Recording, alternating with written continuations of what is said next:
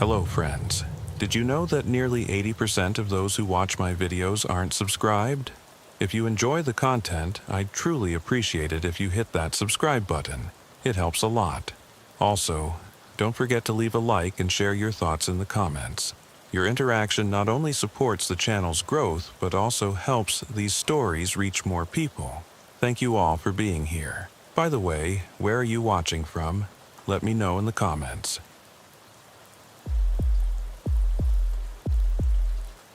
I've been sitting here for about an hour now, trying to figure out how to start this. My name is Officer Mike Brennan, badge number 2847, Millbrook Police Department.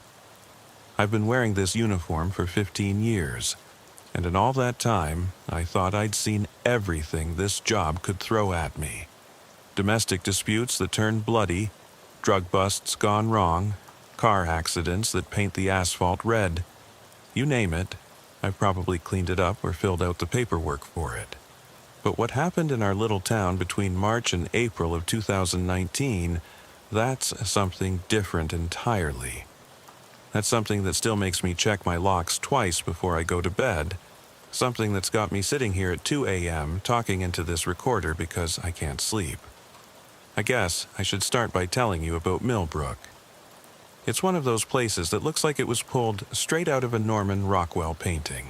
Tree-lined streets, white picket fences, the kind of place where everybody knows everybody else's business. Population hovers around 8,000. Most of them good people just trying to make a living and raise their kids. We've got a main street with a hardware store that's been run by the same family for 3 generations. A diner where the coffee's always hot and the pie's always fresh, and a town square with a gazebo where they hold the summer concerts. It's the kind of place where the biggest crime is usually teenagers toilet papering the high school, or someone's dog getting into their neighbor's garbage. That's what made what happened so much worse, I think. When evil comes to a place like Millbrook, it stands out like blood on fresh snow.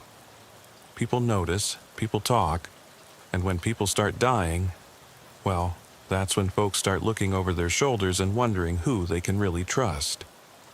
I was working the night shift back then, had been for about 3 years.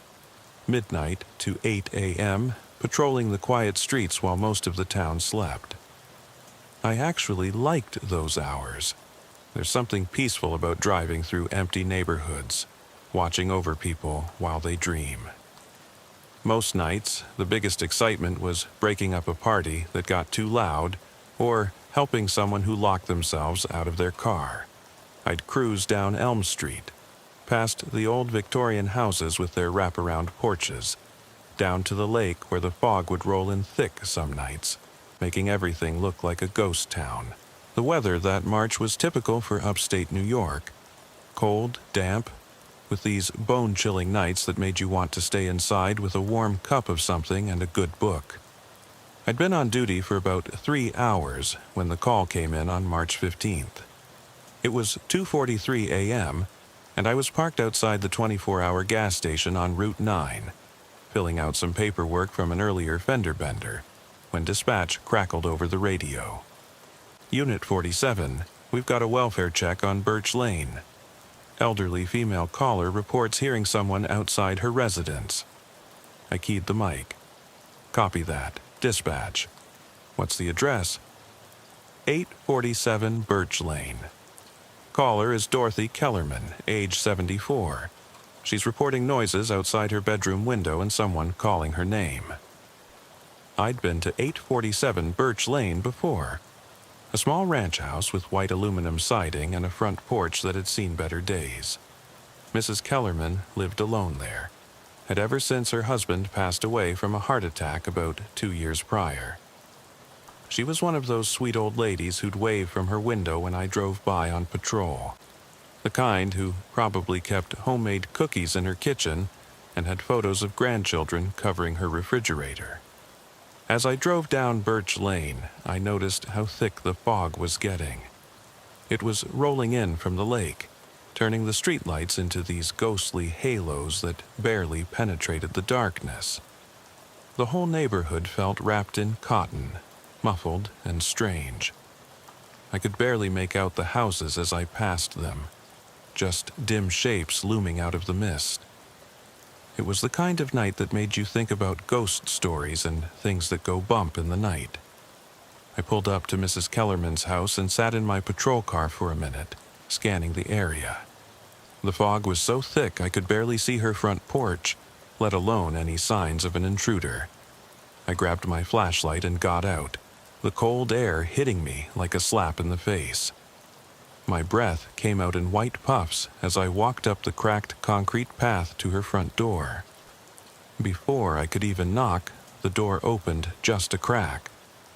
I could see the security chain stretched tight across the gap, and Mrs. Kellerman's worried face peering out at me. "Thank God you're here," she said, her voice shaky and thin. "I'm Dorothy Kellerman. I called about the noise. Ma'am, I'm Officer Brennan. Can you tell me what you heard?" She undid the chain with trembling fingers and opened the door wider. Dorothy Kellerman was exactly what I expected. A small, frail woman in her 70s, wearing a faded pink bathrobe over her nightgown. Her gray hair was pulled back in a bun, and her eyes were wide with fear behind thick glasses. She kept glancing over my shoulder into the fog-shrouded yard, as if she expected something to come lunging out of the darkness. "He was calling my name," she whispered, wrapping her arms around herself. Standing right out there by my bedroom window, just calling for Dorothy, over and over. I felt that familiar tingle you get when something doesn't add up right. "Ma'am, are you sure it was your name? Could have been someone calling for their dog, or maybe..." "No." She shook her head firmly, her voice gaining strength. "It was my name, Dorothy, clear as day, and then..." She paused, swallowing hard.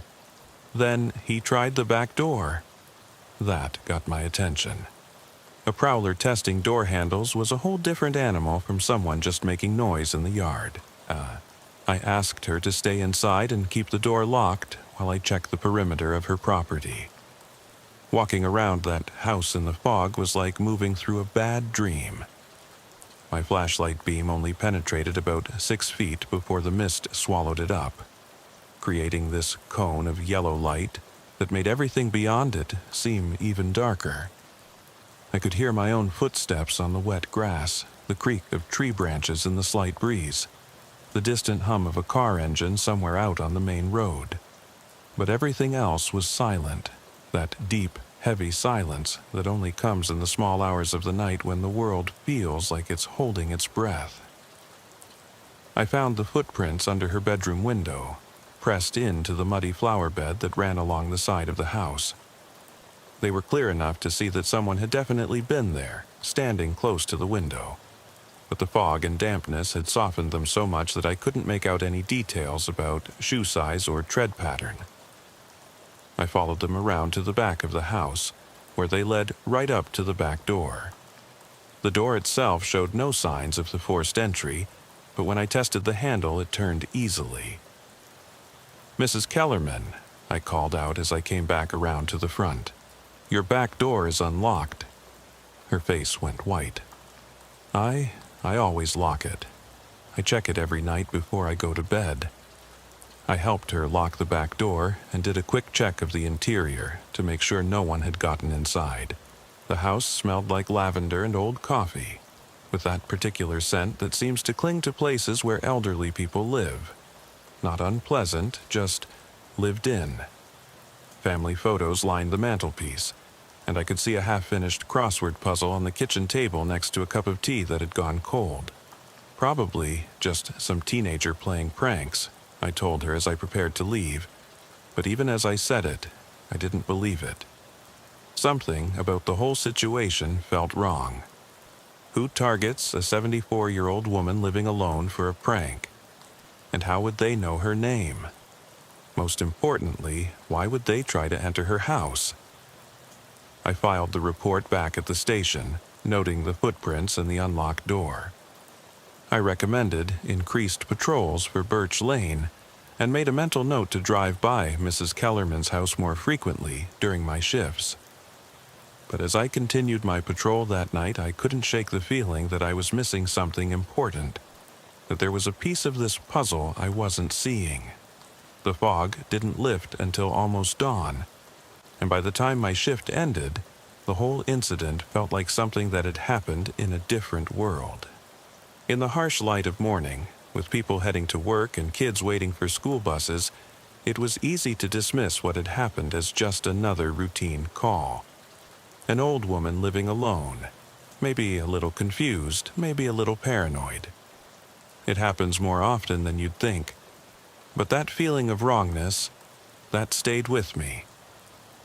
And 4 days later, when dispatch sent me to another house on the other side of town for an almost identical call, I knew my instincts had been right. The second call came in on March 19th, just after 3 a.m. I was parked on Oak Street, keeping an eye on the Miller house where we'd had reports of domestic disturbances in the past when the radio crackled to life. Unit 47, we've got another welfare check, 1247 Maple Street.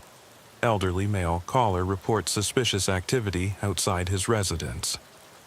As I drove toward Maple Street, I felt that familiar knot forming in my stomach. Another elderly resident, another middle-of-the-night call about someone outside their house. The fog wasn't as thick that night, but there was still a damp chill in the air that seemed to seep through your clothes and settle in your bones. 1247 Maple Street was a small Cape Cod-style house with blue shutters and a white picket fence that had seen better days. The porch light was on, casting a yellow glow over the front steps, and I could see movement behind the curtains in the front window. As I walked up the path, the front door opened before I could knock. "Officer, thank you for coming," said the man, standing in the doorway. He was tall and thin, probably in his late 70s, with white hair that stuck up in all directions like he'd been running his hands through it. He wore a brown cardigan over pajamas and fuzzy slippers. "I'm Harold Chen. I called about someone being outside my house." Harold Chen. I knew that name from somewhere, but I couldn't place it right away. "Mr. Chen, can you tell me what happened?" He stepped aside to let me in, and I immediately noticed how neat and organized everything was. Books lined the walls in precise rows, and there wasn't a speck of dust anywhere. The kind of home that belonged to someone who'd had a lot of time to organize their life down to the smallest detail. "I was in bed, reading," he said, adjusting his glasses nervously. "It was about 2:30, maybe 2:45. I heard someone outside my bedroom window calling my name. Not yelling, you understand, just calling. Harold, Harold, like they knew me. The same pattern, the same exact pattern as Mrs. Kellerman's call. Did you see anyone, Mr. Chen?" I looked out the window, but it was too dark, but I heard footsteps, moving around the side of the house, and then he paused, wrapping his arms around himself. Then I heard someone try the back door, the handle rattling. I spent the next half hour going over his property with a fine-tooth comb. Found the same thing I'd found at Mrs. Kellerman's house. Footprints under the bedroom window leading around to the back door. And just like before, the back door was unlocked, even though Mr. Chen swore he'd locked it before going to bed. "This is the second call like this I've had this week," I told him, as I helped him secure the back door. "Have you been in the hospital recently, Mr. Chen?" He looked surprised by the question. "Yes, actually. I had a mild heart attack about 3 months ago. Spent 4 days at Millbrook General. Why do you ask?" That's when it clicked. Mrs. Kellerman had mentioned during our conversation that she'd been in the hospital recently for some tests. Both victims had been patients at Millbrook General Hospital. "Just trying to establish if there's any connection," I said, not wanting to alarm him unnecessarily. "I'm going to recommend increased patrols in this area, and I'd suggest you double-check all your locks before going to bed." After I left Mr. Chen's house, I sat in my patrol car for a long time, thinking. 2 elderly residents living alone, both recent hospital patients, both experiencing the same type of incident. Someone calling their name outside their bedroom window, trying to get into their house through the back door. It wasn't random. It couldn't be random. I drove back to the station and pulled up the incident report from Mrs. Kellerman's call. In my notes, I'd written down that she'd mentioned being in the hospital for some tests about 2 months ago. Millbrook General, same as Mr. Chen. I started to reach for the phone to call the hospital, then stopped. It was 4 a.m. No one would be available to talk to me about patient records anyway, and I wasn't even sure what I was looking for yet. The rest of my shift passed without incident, but I couldn't get those 2 calls out of my head. I drove past both houses several times, checking for any signs of trouble, but everything remained quiet. As the sun came up and the day shift took over, I found myself wondering if I was seeing patterns where none existed. Maybe it was just coincidence. Maybe Millbrook was just having a rash of prowler incidents. But then came the 3rd call, March 23rd, 2:17 a.m., Elm Drive this time. Mrs. Agnes Patterson, 82 years old, living alone in a 2-story colonial that had probably been beautiful once, but now looked tired and weathered. Same story, someone calling her name outside her bedroom window, trying the back door. Same footprints in the mud, same unlocked door that she swore she'd locked before bed. I was so scared, she told me, her hand shaking as she held a cup of tea. The voice was so gentle, so familiar. For a moment I almost thought. She trailed off, staring into her tea. Thought what, Mrs. Patterson? Well, it sounds silly now, but I almost thought it was my nurse from the hospital, from when I was there last month.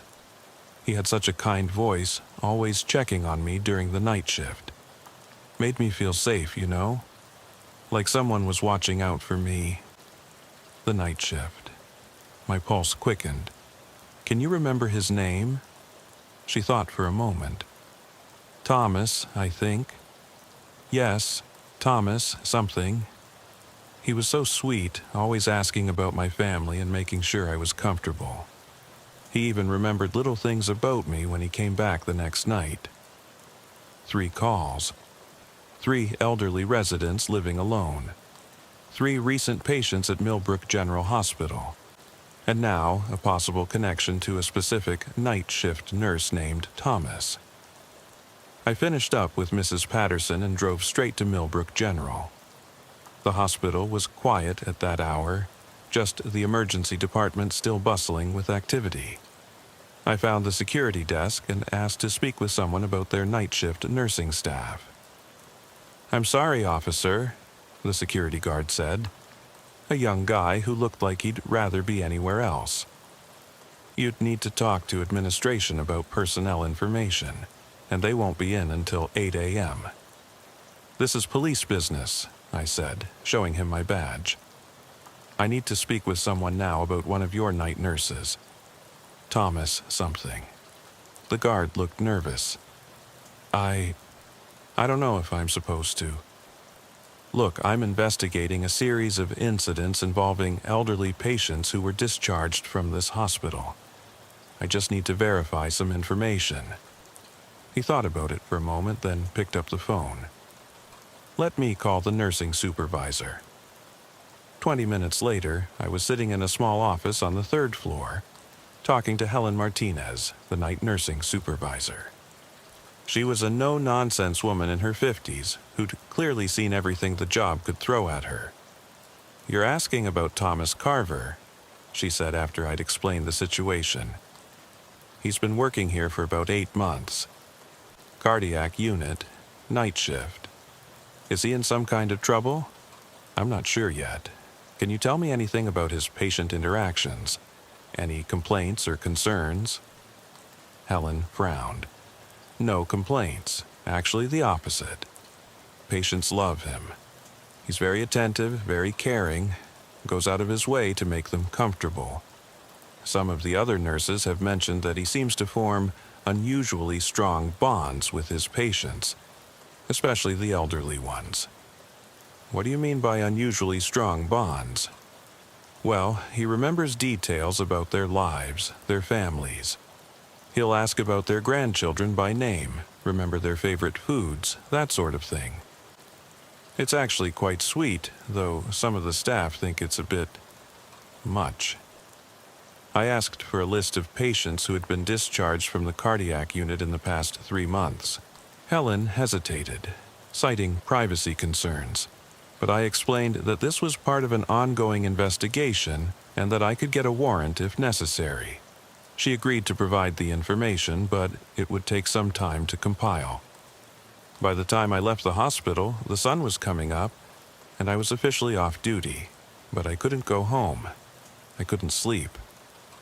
Instead, I drove to the diner on Main Street and sat in a corner booth, drinking coffee and thinking about what I'd learned.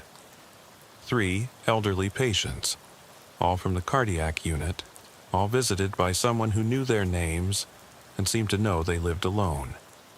Someone who was trying to get into their houses in the middle of the night. Someone who might be connected to a nurse named Thomas Carver. I was still sitting there when my phone rang. It was dispatch. "Mike, I know you're off duty, but we've got another one.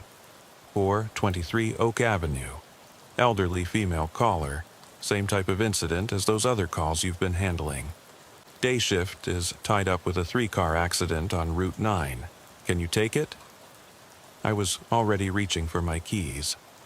On my way. The 4th call was different. When I arrived at 423 Oak Avenue, I found 79-year-old Margaret Foster sitting on her front porch steps, still in her nightgown and robe, crying. "He knew about my medication," she sobbed as I helped her back inside. "He called my name, and when I looked out the window, he said he was there to help me with my heart pills. He knew I had trouble remembering to take them." Margaret Foster's house was different from the others. Where Mrs. Kellerman and Mr. Chen had neat, organized homes, Margaret's place showed signs of someone struggling to maintain their independence. Pills scattered across the kitchen counter, unopened mail stacked in precarious piles, dishes in the sink that had been there for days. The smell of old coffee and something vaguely medicinal hung in the air. "Tell me exactly what happened, Mrs. Foster," I said, helping her settle into a worn armchair in her living room. The cushions were faded and sagged in the middle, and there were at least 6 different prescription bottles on the side table next to her chair. "I woke up around 2:30, she said, dabbing at her eyes with a tissue. "I heard my name being called, very softly. Margaret, Margaret, just like that. So I got up and looked out my bedroom window, and there was someone standing there in the yard. Could you see who it was? Not clearly. It was dark, and my eyesight isn't what it used to be. But then he spoke again, and he said..." She paused, her voice breaking. "He said he was there to help me with my heart medication. He knew I had trouble remembering to take it properly." The detail hit me like a punch to the gut. This wasn't just someone who knew her name. This was someone who knew intimate details about her medical condition and daily struggles. "Mrs. Foster, have you been a patient at Millbrook General recently?" "Yes, about 6 weeks ago. I had chest pains and they kept me for 3 days. The nurses were so kind, especially the night nurse. He was so concerned about my medication schedule. Kept asking questions about how I managed at home." "Do you remember his name?" "Thomas. Thomas something. He was so thoughtful, always checking on me, making sure I understood my discharge instructions. He even wrote down a schedule for my medications and said he worried about patients like me who lived alone." I felt the pieces clicking into place, but the picture they were forming was more disturbing than I'd imagined. "Mrs. Foster, did you hear anyone try your doors last night?" "Yes, the back door. I heard the handle turning. That's when I called 911. I went through the same routine, checking the perimeter, finding the footprints, discovering that the back door was unlocked despite her insistence that she'd locked it before bed. But this time, I noticed something else. The footprints were deeper near the back door, as if someone had stood there for a long time, maybe trying different keys or tools. When I got back to the station, I called Helen Martinez at the hospital. It was 7 a.m., still early, but I knew she'd be there. "I need to talk to Thomas Carver," I said without preamble. "When does he come in for his shift?" "He's actually not scheduled tonight," Helen said. "He called in sick. Said he was coming down with something. Is everything okay? I need his address and phone number. This is urgent." "Officer Brennan, I can't just give out employee information without—" "Helen, I have 4 elderly patients who've been terrorized in their homes. All of them were recent patients in your cardiac unit. All of them have mentioned a night nurse named Thomas. I need to speak with him now." There was a long pause. "I'll call the personnel department." 20 minutes later, I was driving to 1847 Riverside Drive, a small apartment complex on the outskirts of town. Thomas Carver lived in Unit 12B, a second-floor apartment with a view of the parking lot. I sat in my car for a few minutes, watching the building, trying to decide on my approach. I had suspicions, but no concrete evidence.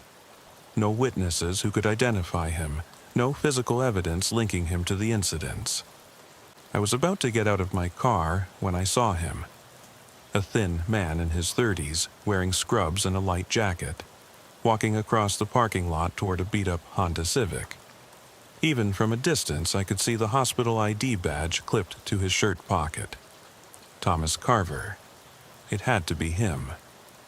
I followed him at a distance as he drove through town. He stopped at a gas station, bought coffee and a newspaper, then drove to a residential area I didn't recognize. He parked on Sycamore Street and got out, walking purposefully toward a small house with a well-maintained garden. I parked around the corner and followed on foot, staying far enough back to avoid detection. The house he approached was 634 Sycamore Street, a neat little bungalow with white trim and flower boxes under the windows. I watched as he walked slowly around the perimeter of the house, stopping at each window, peering inside. My blood ran cold. He was casing the place. I called for backup and crept closer, staying behind a neighbor's hedge. Carver was at the back of the house now, trying the back door handle, just like the others. When he found it locked, he pulled something from his pocket. It looked like a small tool, maybe a lockpick or a thin knife. "Police! Stop right there!" He spun around, eyes wide with surprise and fear. In the daylight, I could see him clearly for the first time. He was younger than I'd expected, maybe early 30s with pale skin and light brown hair. But it was his eyes that struck me. They had an intensity that was unsettling, like he was seeing something the rest of us couldn't. "Officer, I was just—" He stammered, still holding the tool in his hand. "Drop whatever you're holding and put your hands behind your head." He complied, but I could see his mind racing, trying to come up with an explanation. "I was just checking on Mrs. Henderson. She's elderly, lives alone. I was worried about her." "Mrs. Henderson, you know, the resident of this house. She was my patient at the hospital. I wanted to make sure she was okay. By breaking into her house? No, you don't understand. I was trying to help. These elderly people, they're so vulnerable. They need someone to watch out for them." Backup arrived just as I was putting handcuffs on him. Officers Rodriguez and Patterson took him into custody while I went to the front door of 634 Sycamore Street to check on the resident. Mrs. Henderson was indeed an elderly woman, probably in her 80s, who confirmed that she'd been a patient at Millbrook General about a month ago. She'd been discharged from the cardiac unit after treatment for irregular heartbeat. She didn't know why someone would be trying to break into her house, but she was grateful that I'd been there to stop it. Back at the station, I sat across from Thomas Carver in interview room 2. He'd waived his right to an attorney, saying he wanted to explain everything, to make me understand. The recording equipment was running, and Detective Sarah Walsh was sitting beside me, taking notes. Thomas, let's start with Mrs. Kellerman. Dorothy Kellerman, 847 Birch Lane. You know her, don't you? Yes, she was my patient. Sweet old lady, lives alone, has trouble managing her medications. And you visited her house on March 15th around 2:30 a.m.? I was checking on her, making sure she was okay. By standing outside her bedroom window and calling her name, he looked confused, as if he couldn't understand why that would be a problem. I wanted to make sure she was awake, that she was alert. Sometimes elderly patients become confused at night. And you tried to enter her house through the back door? I had a key. The words hung in the air like a bomb that hadn't exploded yet. Detective Walsh and I exchanged glances. You had a key to Mrs. Kellerman's house. I made one. During her stay at the hospital, she was so worried about managing on her own. She gave me her spare key so I could check on her after she went home. Thomas, that's not standard procedure for hospital staff. I know, but I care about my patients, more than the hospital does. They discharge these people and just forget about them. But I don't forget. For the next 2 hours, Thomas Carver told us a story that was both heartbreaking and terrifying. He'd been checking on discharged patients for months, convincing them to give him spare keys or making copies when they weren't looking. He'd memorized their addresses from their charts, learned their routines, their medications, their family situations. I would visit them after their discharge, he explained, his voice taking on an almost dreamy quality. I'd call their names first to make sure they were okay. If they didn't answer, I'd let myself in to check on them. Sometimes they'd fallen, sometimes they'd forgotten to take their medication. Sometimes they just needed someone to talk to. And if they died while you were checking on them, then I'd help them have a peaceful transition. I'd make sure they weren't in pain. The room went dead silent. Detective Walsh had stopped taking notes and was staring at him with undisguised horror. Thomas, are you saying you killed patients? I helped them. They were suffering, alone, forgotten. I made sure their last moments were peaceful. That's when we knew we weren't dealing with a simple stalker or would-be burglar. We were dealing with something much worse. The confession that followed was like something out of a nightmare. Thomas Carver sat in that interview room for 6 hours, calmly describing what he called his mercy visits to discharged patients. Detective Walsh had to step out twice, once to be sick, and once because she said she couldn't listen to any more without losing her mind. The first time was an accident, he said, his voice eerily calm. Mrs. Eleanor Vasquez, 83 years old. She'd been discharged from cardiac after a mild heart attack. I went to check on her about a week later, around 3 a.m. I used the spare key she'd given me. She was so grateful for my attention at the hospital, she wanted me to be able to check on her. What happened when you got inside? She was having chest pains, severe ones. She was crying, begging me to help her. The ambulance would have taken too long, and she was in so much agony. So I helped her. How? Morphine. I carried a small amount with me, just in case of emergencies. I gave her enough to stop the pain. She went peacefully, holding my hand. She thanked me. Detective Walsh came back into the room just as he was describing Mrs. Vasquez's death. Her face was pale, but she managed to keep her composure as she sat back down. Thomas, how many patients did you help this way? He thought for a moment, as if he was trying to remember what he'd had for lunch. 11. No, 12. Mrs. Vasquez was the first. But then I realized that I had a calling. These people were suffering, and their families had abandoned them. Someone needed to care. Tell us about the others. For the next 3 hours, he methodically described each death. Mr. Frank Morrison, 76, found dead in his recliner after complaining of difficulty breathing during one of Thomas's visits. Mrs. Ruth Campbell, 82, who died in her sleep after Thomas helped her with what he called medication management. Mr. James Fletcher, 79, who passed away peacefully in his bed after Thomas determined he was ready for transition. Each story was the same. Thomas would visit his former patients weeks after their discharge, always in the early morning hours. He'd call their names outside their windows first to see if they were awake and alert. If they didn't respond, or if they seemed confused or distressed when they did respond, he'd let himself in using keys he'd obtained through various means.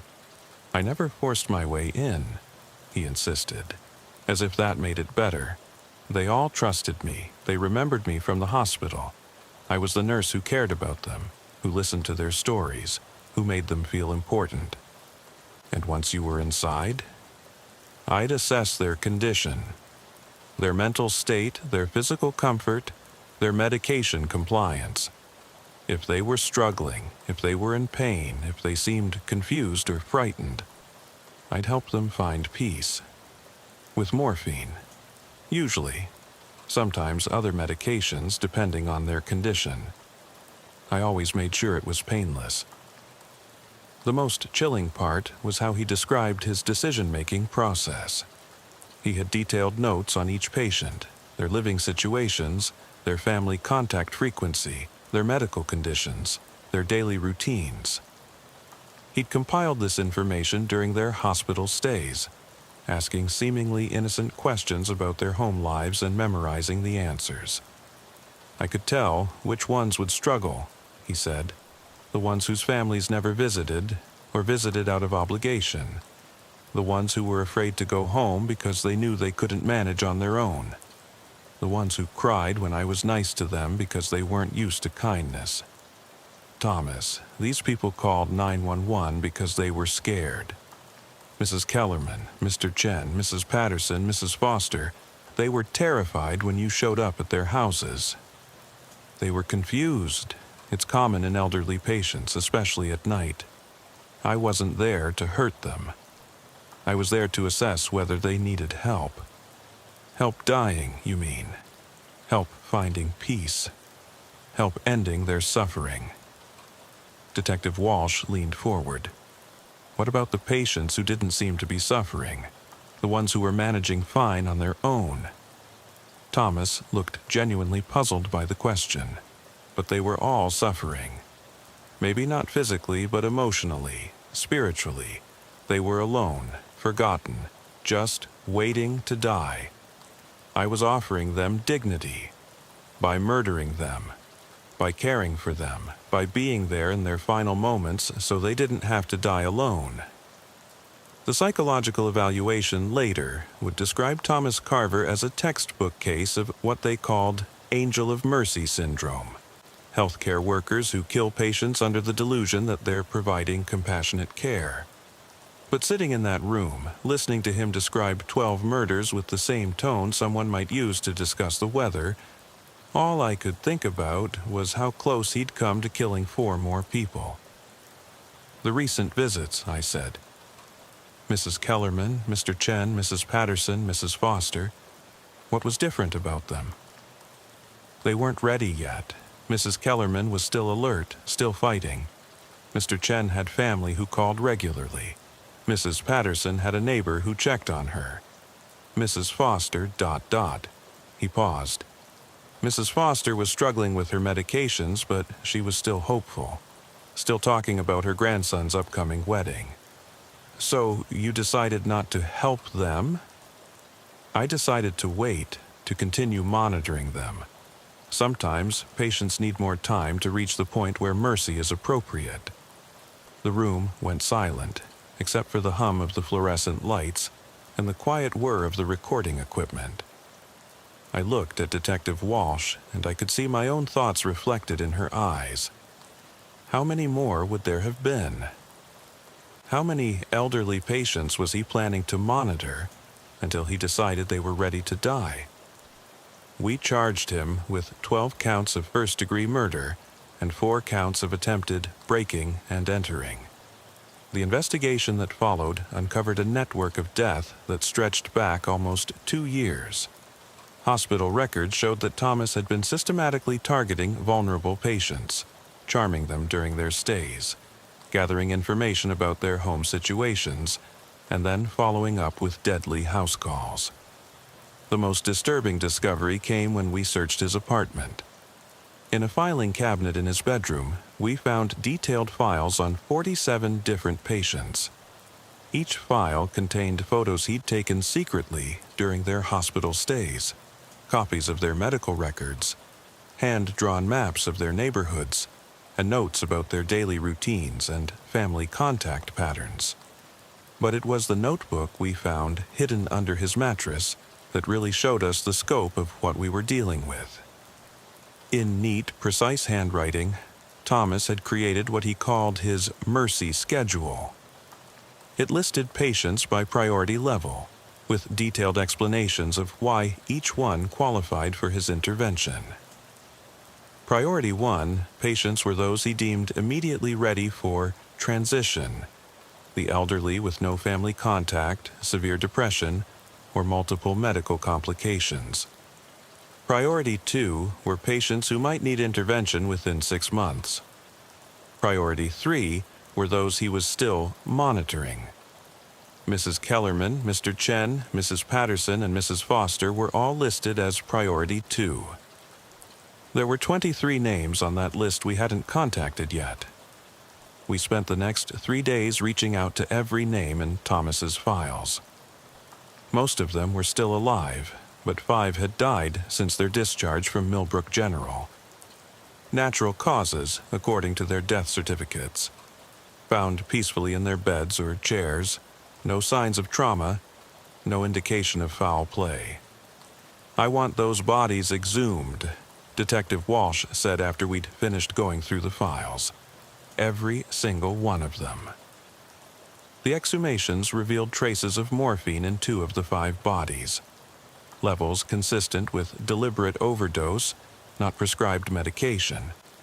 2 more murders we could prove, bringing the total to 14. But I knew there were more.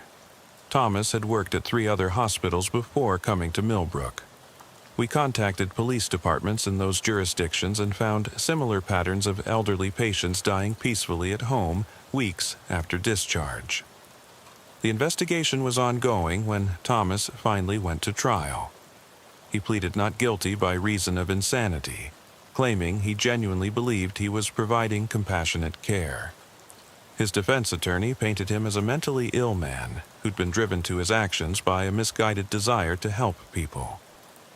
The prosecution called him a calculated killer who'd used his position of trust to prey on the most vulnerable members of society.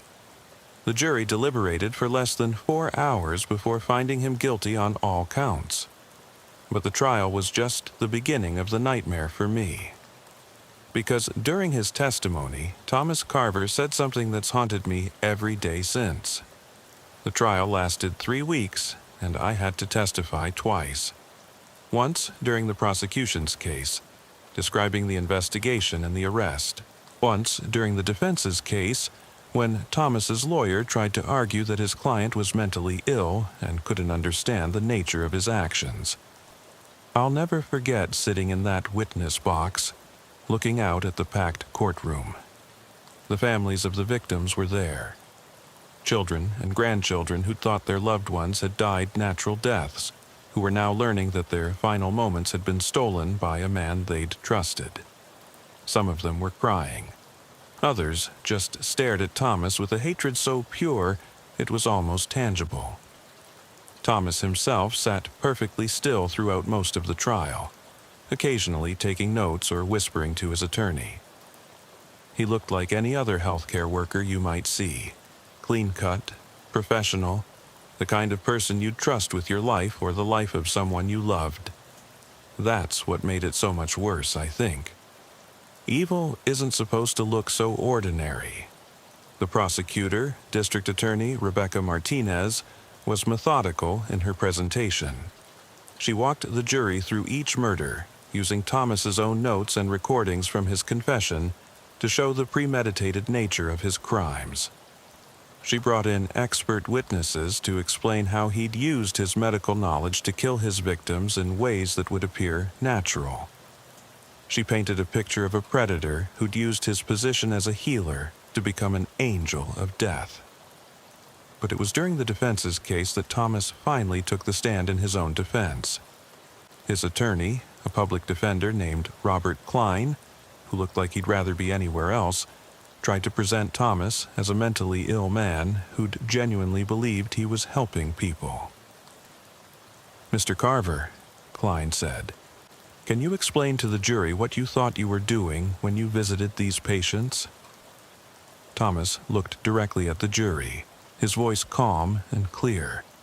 "I was providing end-of-life care. These people were suffering, and the medical system had abandoned them. They were alone, frightened and in pain. I was offering them dignity in their final moments. Did you believe you were helping them? I knew I was helping them. I could see the peace in their faces when the suffering ended. I could feel their gratitude." That's when D.A. Martinez stood up for cross-examination. She was a small woman, maybe 5'3", but she had a presence that filled the courtroom when she spoke. "Mr. Carver, you've testified that you believed you were helping these people. Is that correct?" "Yes. And you made the decision about who needed your help based on your own assessment of their quality of life." "Based on their suffering, yes. Their suffering as you perceived it. As I observed it, I'm trained to assess patient distress. Mr. Carver, did any of these patients ask you to end their lives?" Thomas paused for a moment. "They didn't need to ask. I could see what they needed. So the answer is no. None of them asked you to kill them. They asked for help with their pain. I provided it, by murdering them, by ending their suffering." Martinez walked closer to the witness stand. "Mr. Carver, let me ask you about something else. During your confession to the police, you mentioned that some patients weren't ready yet. Do you remember saying that?" "Yes. What did you mean by that?" "Some patients still had hope, still had reasons to continue fighting. And you were the one who decided when that hope was gone? I was trained to recognize when continued treatment was futile. Mr. Carver, you weren't providing medical treatment, you were committing murder. I was providing mercy." That's when Martinez asked the question that changed everything for me. "Mr. Carver, in your apartment, police found a notebook with 47 names in it. These were patients you were monitoring for potential future intervention. Is that correct?" "Yes." "Some of these patients are still alive, are they not?" "Yes." "And some of them have family members who love them, who visit them regularly, who would be devastated if they died. Family members often have difficulty accepting when it's time to let go. So, you would have killed people whose families loved them and wanted them alive. If their suffering became too great, yes. Regardless of what their families wanted? Families don't always understand what's best for the patient." Martinez paused, letting that sink in with the jury. Then she asked the question that still keeps me awake at night. "Mr. Carver, how do you decide when someone has lived long enough?" Thomas looked thoughtful, as if this was a perfectly reasonable question that deserved careful consideration. "It's not about how long they've lived," he said. "It's about the quality of their remaining life. When someone is alone, when their health is declining, when they're becoming a burden to themselves and others, that's when mercy becomes appropriate." "A burden to others?" "Yes. Children who have to visit out of obligation. Healthcare workers who have to provide care they know is futile. Society that has to support people who are no longer contributing. So, elderly people who require care are burdens? When they're suffering, yes. And you appointed yourself to decide when that burden should be eliminated. I accepted the responsibility that others were unwilling to accept. The courtroom was dead silent. Even the court reporter had stopped typing and was staring at Thomas with her mouth open. "Mr. Carver," Martinez continued, "do you believe you have the right to decide who lives and who dies? I believe I have the responsibility to end unnecessary suffering. That's not what I asked. Do you believe you have the right to decide who lives and who dies?" Thomas met her gaze without flinching. Someone has to make those decisions. The medical establishment is too cowardly. Families are too selfish. Patients are too confused. Someone has to have the courage to do what's necessary. So the answer is yes. You believe you have the right to decide who lives and who dies. I believe I have the obligation. That's when I understood the full scope of what we were dealing with. This wasn't just a man who'd killed 12 elderly patients. This was someone who genuinely believed he was justified in deciding who deserved to live and who deserved to die. Someone who saw himself not as a murderer, but as a savior.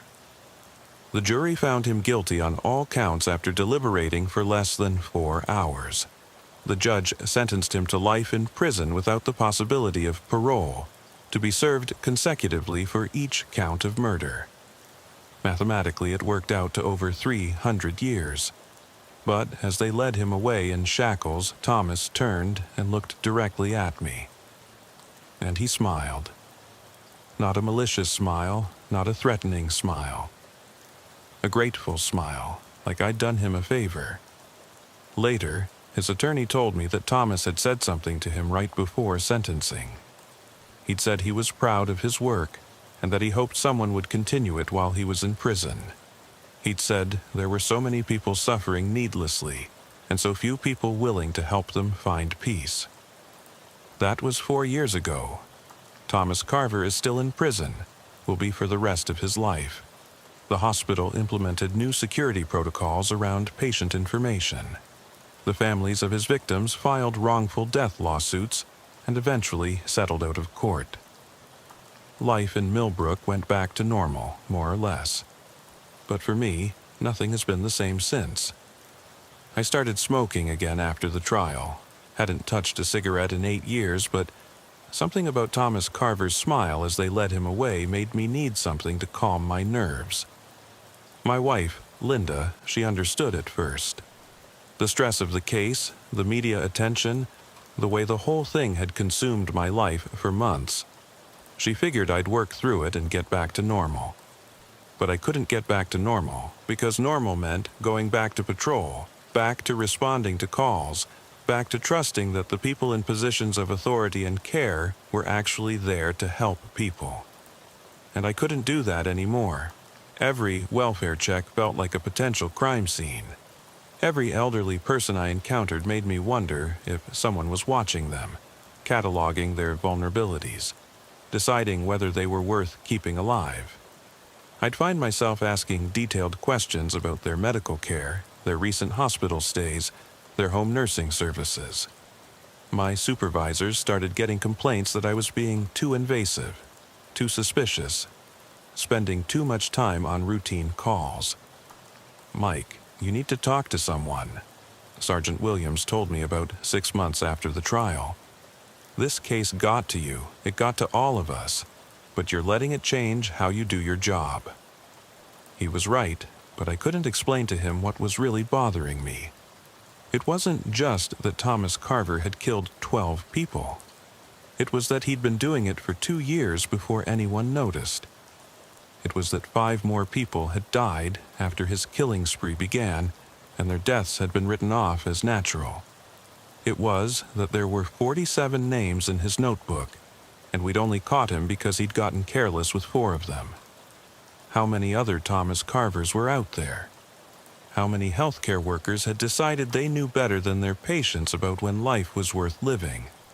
How many deaths that we'd accepted as natural were actually murders we'd never investigated? I started doing research in my spare time. I'd go to the library after my shifts and read through medical journals, newspaper archives, anything I could find about healthcare workers who'd killed patients. What I found terrified me.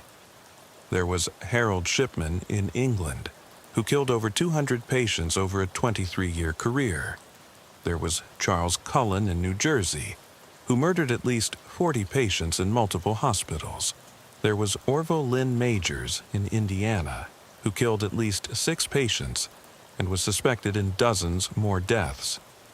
There was Kristen Gilbert in Massachusetts, who caused cardiac emergencies in patients so she could be the hero who saved them. Except sometimes she didn't bother with the saving part. The pattern was always the same. Healthcare workers in positions of trust, usually targeting the most vulnerable patients, the elderly, the terminally ill, the ones with no family or advocates. They'd work for years, sometimes decades before anyone noticed, and when they were finally caught, investigators would discover that the death rate in their units had been significantly higher than normal, but no one had thought to investigate because the victims were already sick.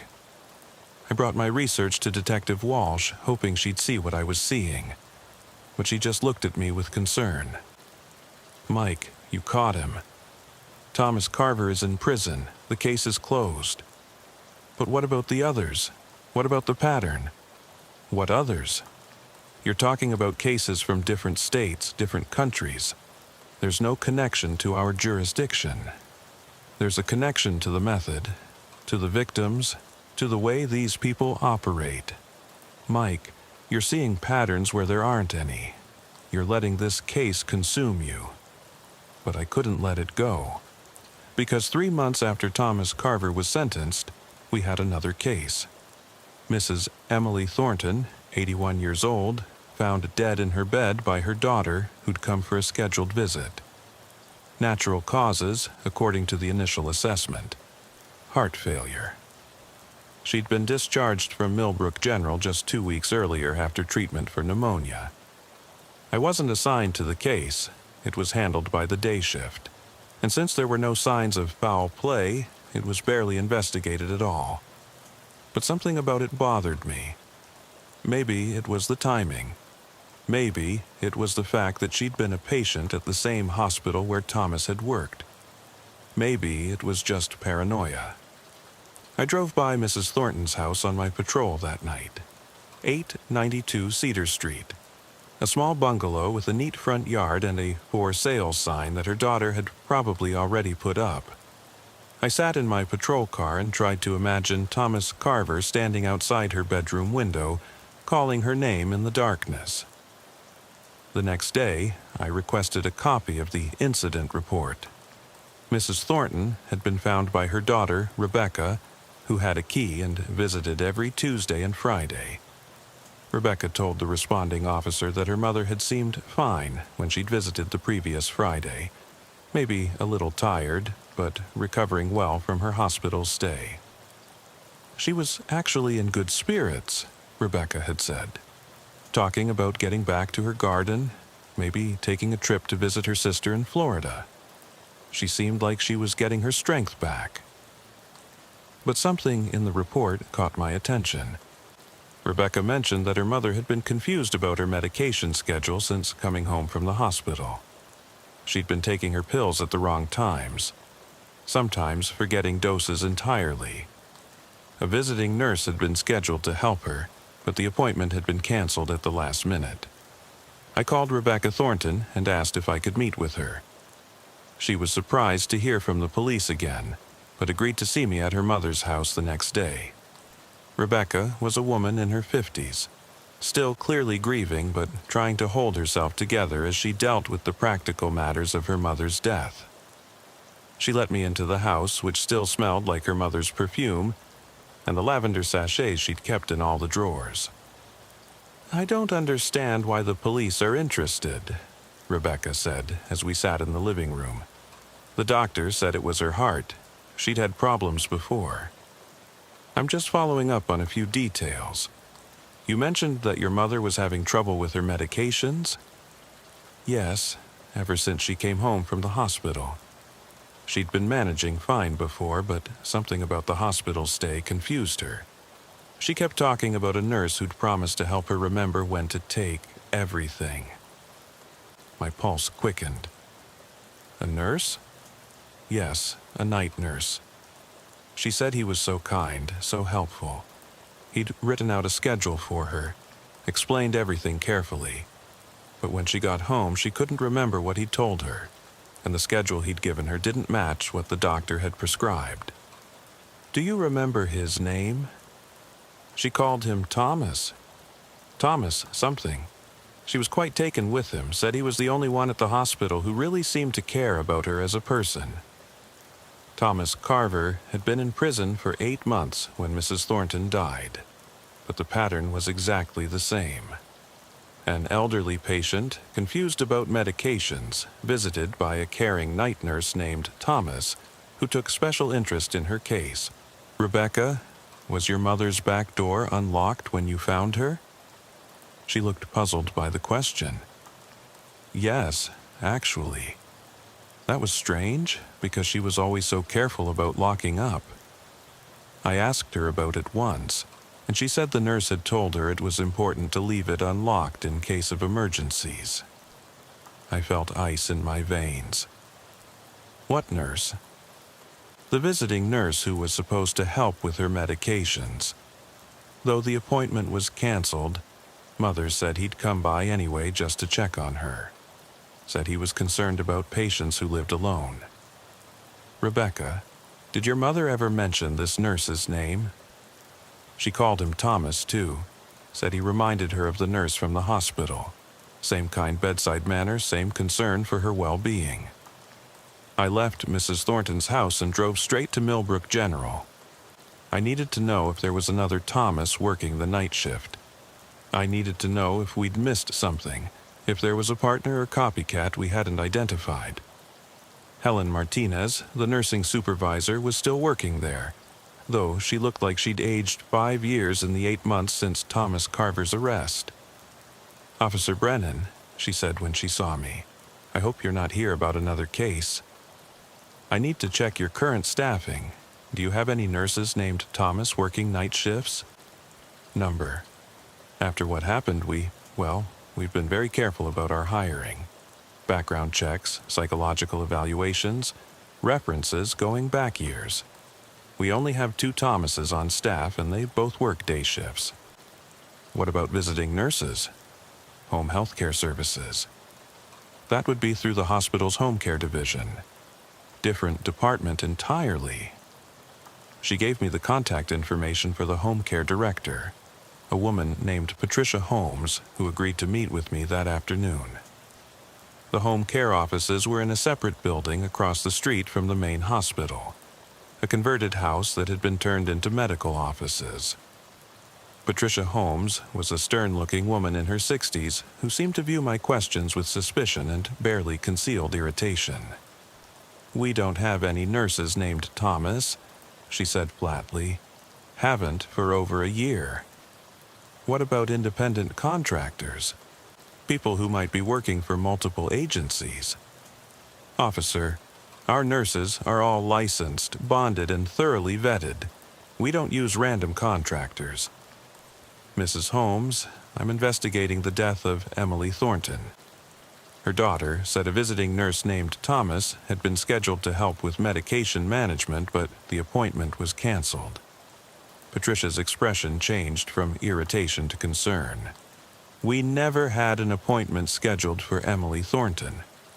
I remember that case specifically because her daughter called asking about it, but we never received a referral for home care services. Then, who scheduled the appointment that was canceled? That's what I'd like to know. That's when I realized we'd been looking at this all wrong. Thomas Carver hadn't been working alone. Someone else was out there, using his methods, his approach, his name. Someone who knew enough about his case to replicate it perfectly. And whoever it was, they were still out there. Still watching. Still deciding who lived and who died. I spent the next 2 weeks digging into Emily Thornton's death like my life depended on it. Maybe it did. I requested the autopsy report, even though she'd already been buried. I interviewed her neighbors, her doctors, anyone who might have seen this mysterious visiting nurse named Thomas. And slowly, a picture began to emerge that scared me more than anything Thomas Carver had done. Mrs. Thornton's neighbor, an elderly man named Frank Kowalski, who lived across the street, remembered seeing a man in scrubs visiting her house 3 times in the 2 weeks before she died. Always late at night, always alone, always carrying what looked like a medical bag. I figured it was the visiting nurse, Frank told me as we stood on his front porch, looking across at Emily's empty house. Emily had mentioned she was getting help with her medications.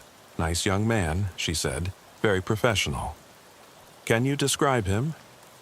Average height, maybe, thin building, light hair, drove a white car. Looked like a Honda or Toyota, one of those economy cars. Did you ever see his face clearly? Not really. It was always dark when he came by. But Emily seemed comfortable with him. I saw her let him in through the back door a couple times. The back door. The same entry point Thomas Carver had used. I checked with the state licensing board to see if there were any visiting nurses named Thomas who'd been registered in our area in the past year. They gave me a list of 17 possibilities, but when I cross-referenced them with current employment records, all of them were accounted for. They were all working legitimate jobs at hospitals, nursing homes, or established home care agencies. That's when I realized we weren't dealing with a licensed nurse at all. I went back to the prison to interview Thomas Carver. I hadn't seen him since the trial, and I wasn't sure what to expect. The Thomas Carver who sat across from me in the visitor's room looked older, thinner, but still had that same unsettling calmness in his eyes. "Officer Brennan," he said, smiling as if I was an old friend. "I wondered when you'd come to see me. I'm investigating another death. Emily Thornton. Ring any bells?" His smile widened. "I read about it in the newspaper. Natural causes, they said. Peaceful death in her sleep. Sounds like someone finally learned from my example. Thomas, who else knew about your methods? Did you ever discuss your work with anyone? My work? You mean my calling? Did you ever mentor anyone, train anyone, share your techniques?" He leaned back in his chair, studying me with those pale eyes. "Officer Brennan, are you asking if I had an apprentice? I'm asking if you told anyone else how to identify vulnerable patients, how to gain their trust, how to access their homes. And why would you think that? Because someone is copying your methods. Someone who knows exactly how you operated." Thomas was quiet for a long moment, and I could see him weighing his words carefully. "Officer Brennan, do you know what the most beautiful thing about mercy is?" "I'm not here for a philosophy lesson, Thomas. The most beautiful thing about mercy is that it's contagious. When people see true compassion in action, they want to emulate it. They want to be part of something bigger than themselves. Who, Thomas? Who wanted to emulate you? There were so many people at the hospital who understood what I was trying to do. Other nurses who saw the suffering I was alleviating. Administrators who noticed how peaceful the deaths were in my unit.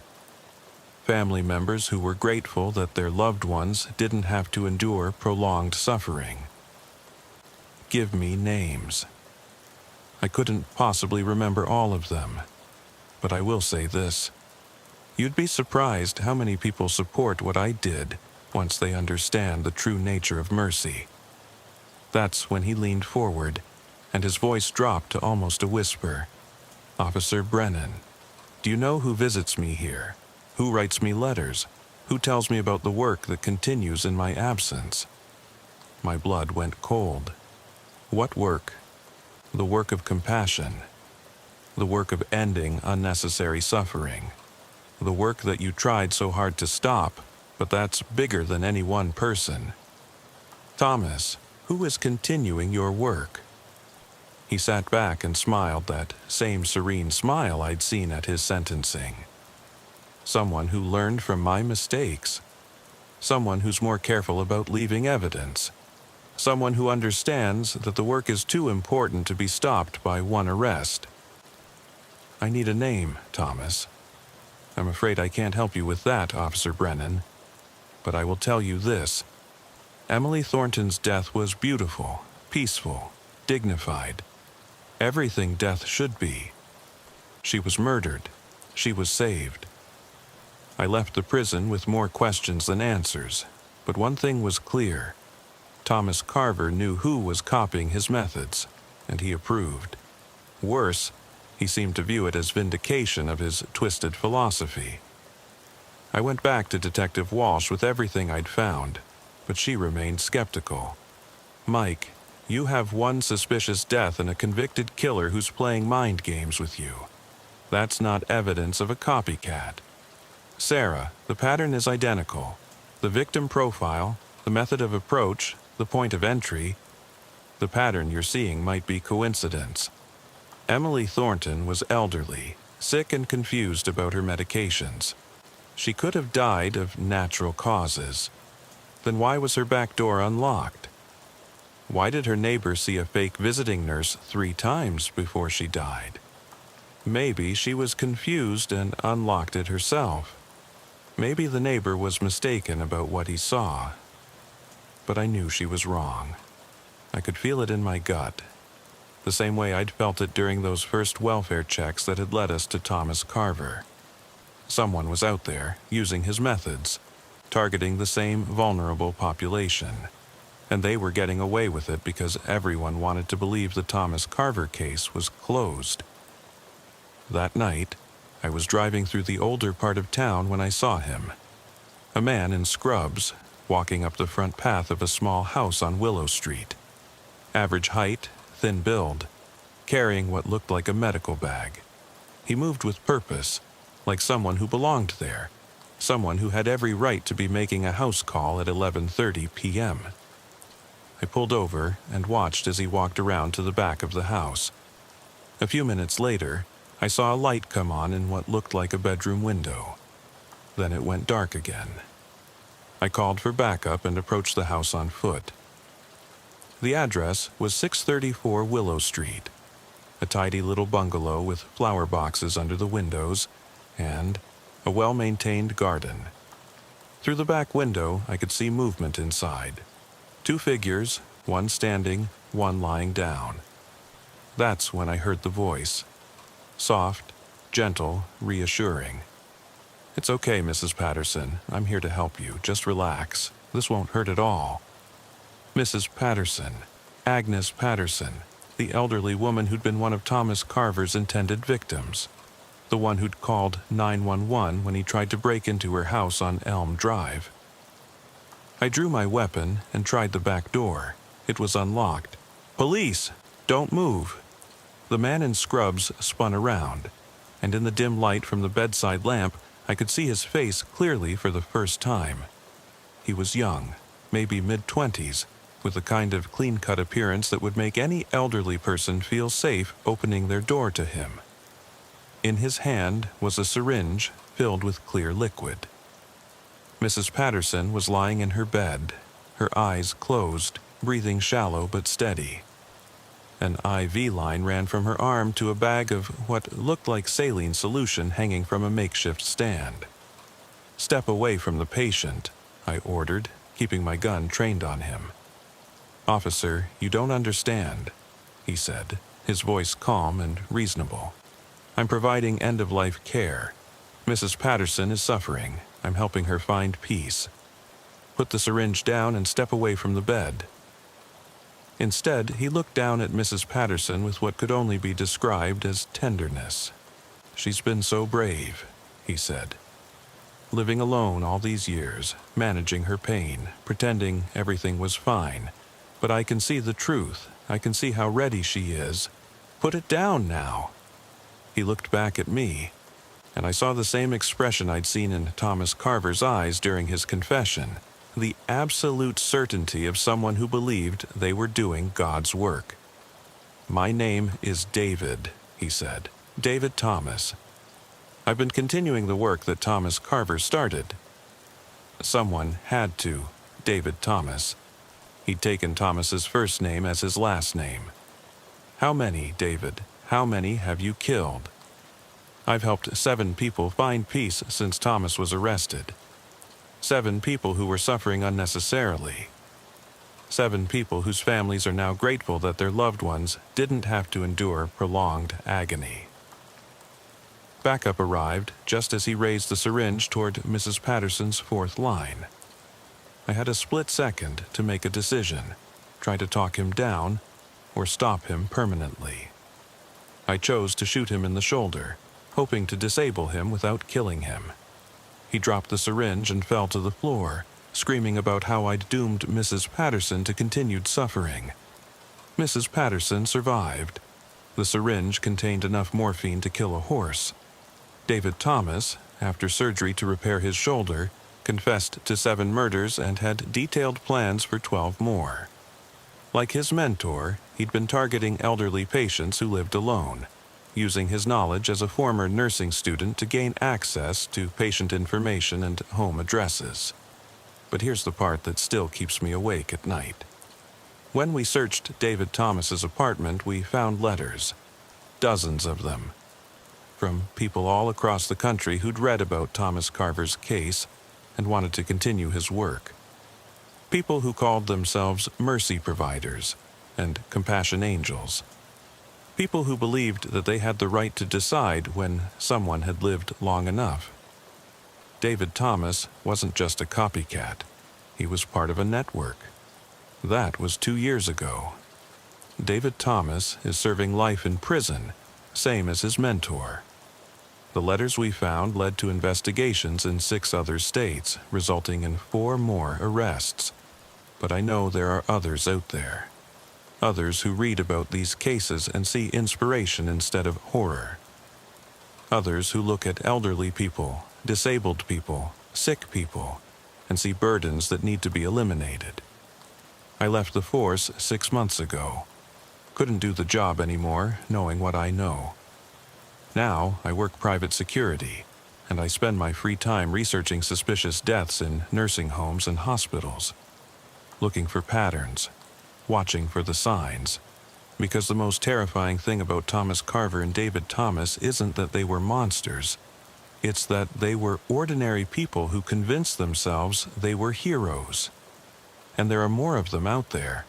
More people who think compassion means deciding who deserves to live and who deserves to die.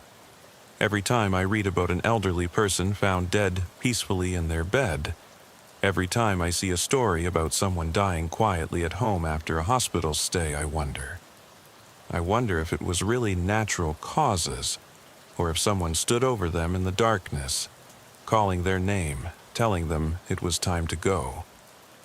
If you're listening to this and you work in healthcare, or you know someone who does, watch for the signs. Watch for the people who get too attached to their patients. Watch for the ones who talk about ending suffering and providing dignity. Watch for the ones who know too much about their patients' personal lives, who remember details that seem insignificant but paint a picture of vulnerability. And if you're elderly, if you live alone, if you've been in the hospital recently, be careful who you trust. Be careful who you give your spare key to. Be careful about the voices calling your name in the darkness. Because sometimes the people who claim they're trying to help you are actually deciding whether you deserve to live. My name is Officer Sarah Chen, and I've been with the Spokane County Sheriff's Department for 8 years now. What I'm about to tell you happened on February 14th, 2019, during one of the worst blizzards Washington State had seen in decades. I've told this story to internal affairs, to the department psychologist, and to my partner who's been trying to get me to talk about it for months. But this is the first time I'm putting it all down in one place, start to finish, exactly as it happened. Some people think I'm losing my mind. Maybe I am. But I know what I saw that night and I know what I experienced, even if it doesn't make sense to anyone else. I'd been working the night shift for 3 years by then, mostly patrolling the rural highways around Spokane County. It's quiet work usually, a few drunk drivers, some domestic calls, the occasional accident. Nothing that would prepare you for what I went through that February night. The storm had been building for days, and by the time I clocked in at 10 p.m., the Weather Service was calling it a once-in-a-decade event. Temperatures were dropping to 15 below zero, with wind gusts up to 60 miles per hour. The snow was falling so thick you could barely see 20 feet ahead of you. Most of the other units had been called back to the station, but I volunteered to stay out for one more patrol run along Highway 395. I'd always been good in bad weather, confident in my driving, and I figured someone should be out there in case anyone got stranded. Looking back, I think part of me liked the isolation. There's something about being the only person on the road during a storm like that. Being the one person between civilization and chaos. It made me feel important, necessary. I'd been going through a rough patch with my husband at the time, and work was the one place where I felt like I had control, like I was making a difference. The radio chatter had died down to almost nothing by midnight, just the occasional status check from dispatch. Even the truckers who usually ran through the night had pulled off to wait out the storm. It was just me, my patrol car, and about 50 miles of highway that needed watching. The first sign that something was wrong came around 12:30 a.m. I was driving north on 395, about 10 miles outside of Deer Park, when my radio started picking up interference. At first, I thought it was just the storm affecting the signal, but there was something strange about the static. It almost sounded like voices, like people talking in a language I couldn't understand. I tried adjusting the frequency, but no matter what I did, I couldn't get clear communication back to dispatch. That should have been my first warning to head back, but I was stubborn. I figured I'd complete my patrol route and check in when I got to the next relay tower. The snow was getting heavier and the wind was picking up. My headlights were barely cutting through the white wall in front of me, and I'd slowed down to maybe 25 miles per hour. That's when I saw the first set of tire tracks. They were fresh, maybe an hour old, heading north like I was. But what struck me as odd was that they were perfectly straight. No weaving or sliding like you'd expect from someone driving in these conditions. It was like whoever was driving had perfect control, even in the worst weather I'd ever seen. I followed the tracks for about 5 miles, and then they just stopped. Not at a driveway or a side road, just stopped in the middle of the highway like the car had been lifted straight up into the air. I pulled over and got out to investigate. The wind hit me like a physical blow, and the snow was stinging my face even through my winter gear. I used my flashlight to examine the tracks more carefully. They were definitely from a standard passenger car, probably a compact sedan based on the tire size, but the more I looked at them, the more confused I became. The tracks were too perfect, too consistent. In snow this deep and with wind this strong, even the most skilled driver would have left some evidence of fighting for control. These tracks looked like they'd been made by a machine, not a human being. I was so focused on the tire tracks that I almost missed the car itself. It was sitting about a quarter mile ahead, just barely visible through the snow. A red Honda Civic, maybe 10 years old, pulled over on the shoulder with its hazard lights blinking. The engine was running, sending up a steady stream of exhaust that the wind was whipping away almost immediately. I got back in my patrol car and drove up behind it, running the plates through the system. The car was registered to a Marcus Webb, address in Seattle. No warrants, no red flags, just a regular guy who'd apparently gotten caught in the storm. I approached the driver's side window and tapped on the glass. The windows were fogged up from the inside, but I could see the outline of someone in the driver's seat. "Police!" I called out. "Everything okay in there?" There was no response, so I tried the door handle. It was unlocked, which surprised me. Most people lock their doors when they're stranded on the highway, especially at night. I opened the door and immediately felt the warm air from inside the car. The heater was running full blast, and there was soft music playing on the radio. The man in the driver's seat was probably in his 40s, wearing a business suit and tie. He had dark hair, neatly combed, and he was staring straight ahead through the windshield. For a moment, I thought he might be in shock or hypothermic, but when I touched his shoulder, I realized something was very wrong. He wasn't moving at all, wasn't even breathing. His skin was cold to the touch, but not the kind of cold you'd expect from someone who'd been sitting in a car with the heater running. It was a different kind of cold, like he'd been dead for hours. "Sir," I said, shaking his shoulder gently. "Sir, can you hear me?" Nothing. His eyes were open, but they had that glassy, unfocused look that I'd seen before at accident scenes.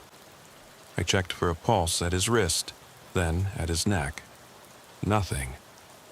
Marcus Webb was dead, but his car was warm, his engine was running, and he was sitting upright in the driver's seat like he'd just pulled over for a rest. I started to reach for my radio to call for backup and an ambulance, but that's when I saw the note. It was folded neatly and placed on the dashboard, right in front of the steering wheel where I couldn't miss it. My name was written on the outside in careful block letters. Officer Sarah Chen. My hands were shaking as I picked it up and unfolded it. The message inside was short and written in the same careful handwriting. "You're next. Check the basement at 1247 Pine Street. You should have checked the basement." I stared at that note for a long time, trying to make sense of it. How could a dead man have written a note addressed to me specifically? And what was this about a basement on Pine Street? I'd been on plenty of calls to Pine Street over the years, but I couldn't remember any specific incident involving a basement. But there was something about the address that felt familiar, like a word on the tip of your tongue that you can't quite remember. I folded the note and put it in my pocket, then began a more thorough examination of the scene. The car was clean, no signs of struggle or violence. Marcus Webb's wallet was in his jacket pocket, containing his driver's license, credit cards, and about $60 in cash. There was a photo of a woman and 2 young children, probably his family. In the back seat, I found a laptop bag and what looked like sales materials for some kind of pharmaceutical company. Everything suggested a normal businessman who'd gotten caught in the storm on his way home from a work trip. But the more I looked around, the more questions I had. Where were the footprints? The snow around the car was completely undisturbed except for my own tracks. If Marcus Webb had pulled over and died in his car, there should have been some sign of how he'd gotten there, some indication of movement around the vehicle. But it was like the car had materialized out of thin air, with him already dead inside. I tried my radio again, but I was still getting nothing but static and what sounded like distant voices. I couldn't make out any words, but there was definitely someone talking. The voices seemed to be getting clearer, more distinct, and I realized with a chill that one of them sounded like my own voice. Not exactly like me, but close enough to be disturbing. I turned the volume down and tried to focus on the scene in front of me. The sensible thing to do would have been to secure the scene and wait for backup, but I was getting more uneasy by the minute. There was something about the whole situation that felt wrong, like I was missing something obvious. I decided to search the car more thoroughly, starting with the glove compartment. Inside, I found the usual stuff: registration, insurance papers, a few maps. But underneath the maps I found another note, this one written on different paper in what looked like a different handwriting. This note was addressed to the officer who finds this car, and the message was even more disturbing than the first one. It read, "Marcus Webb died 3 days ago. The man in the driver's seat isn't Marcus Webb. Look at his face again. Look at his hands. You know who he really is." I looked back at the body in the driver's seat, and for a moment I could have sworn his head had turned slightly, like he was looking at me. But when I focused on him directly, he was in the same position as before, staring straight ahead. I was starting to feel genuinely scared now, not just confused. I'd been in law enforcement long enough to know that dead bodies don't move on their own, don't write notes, and definitely don't address those notes to specific officers. But I also knew that stress and isolation could play tricks on your mind, especially during extreme weather conditions. I tried to stay focused on the facts, on what I could observe and document. The problem was, the facts weren't making sense. I took out my flashlight and examined the dead man's face more carefully. He looked like the photo on Marcus Webb's driver's license, but there was something slightly off about the features. The nose was a little different, the jawline not quite right, and his hands, when I looked at them closely, seemed wrong too. They were too pale, too smooth, like they'd never done a day's work.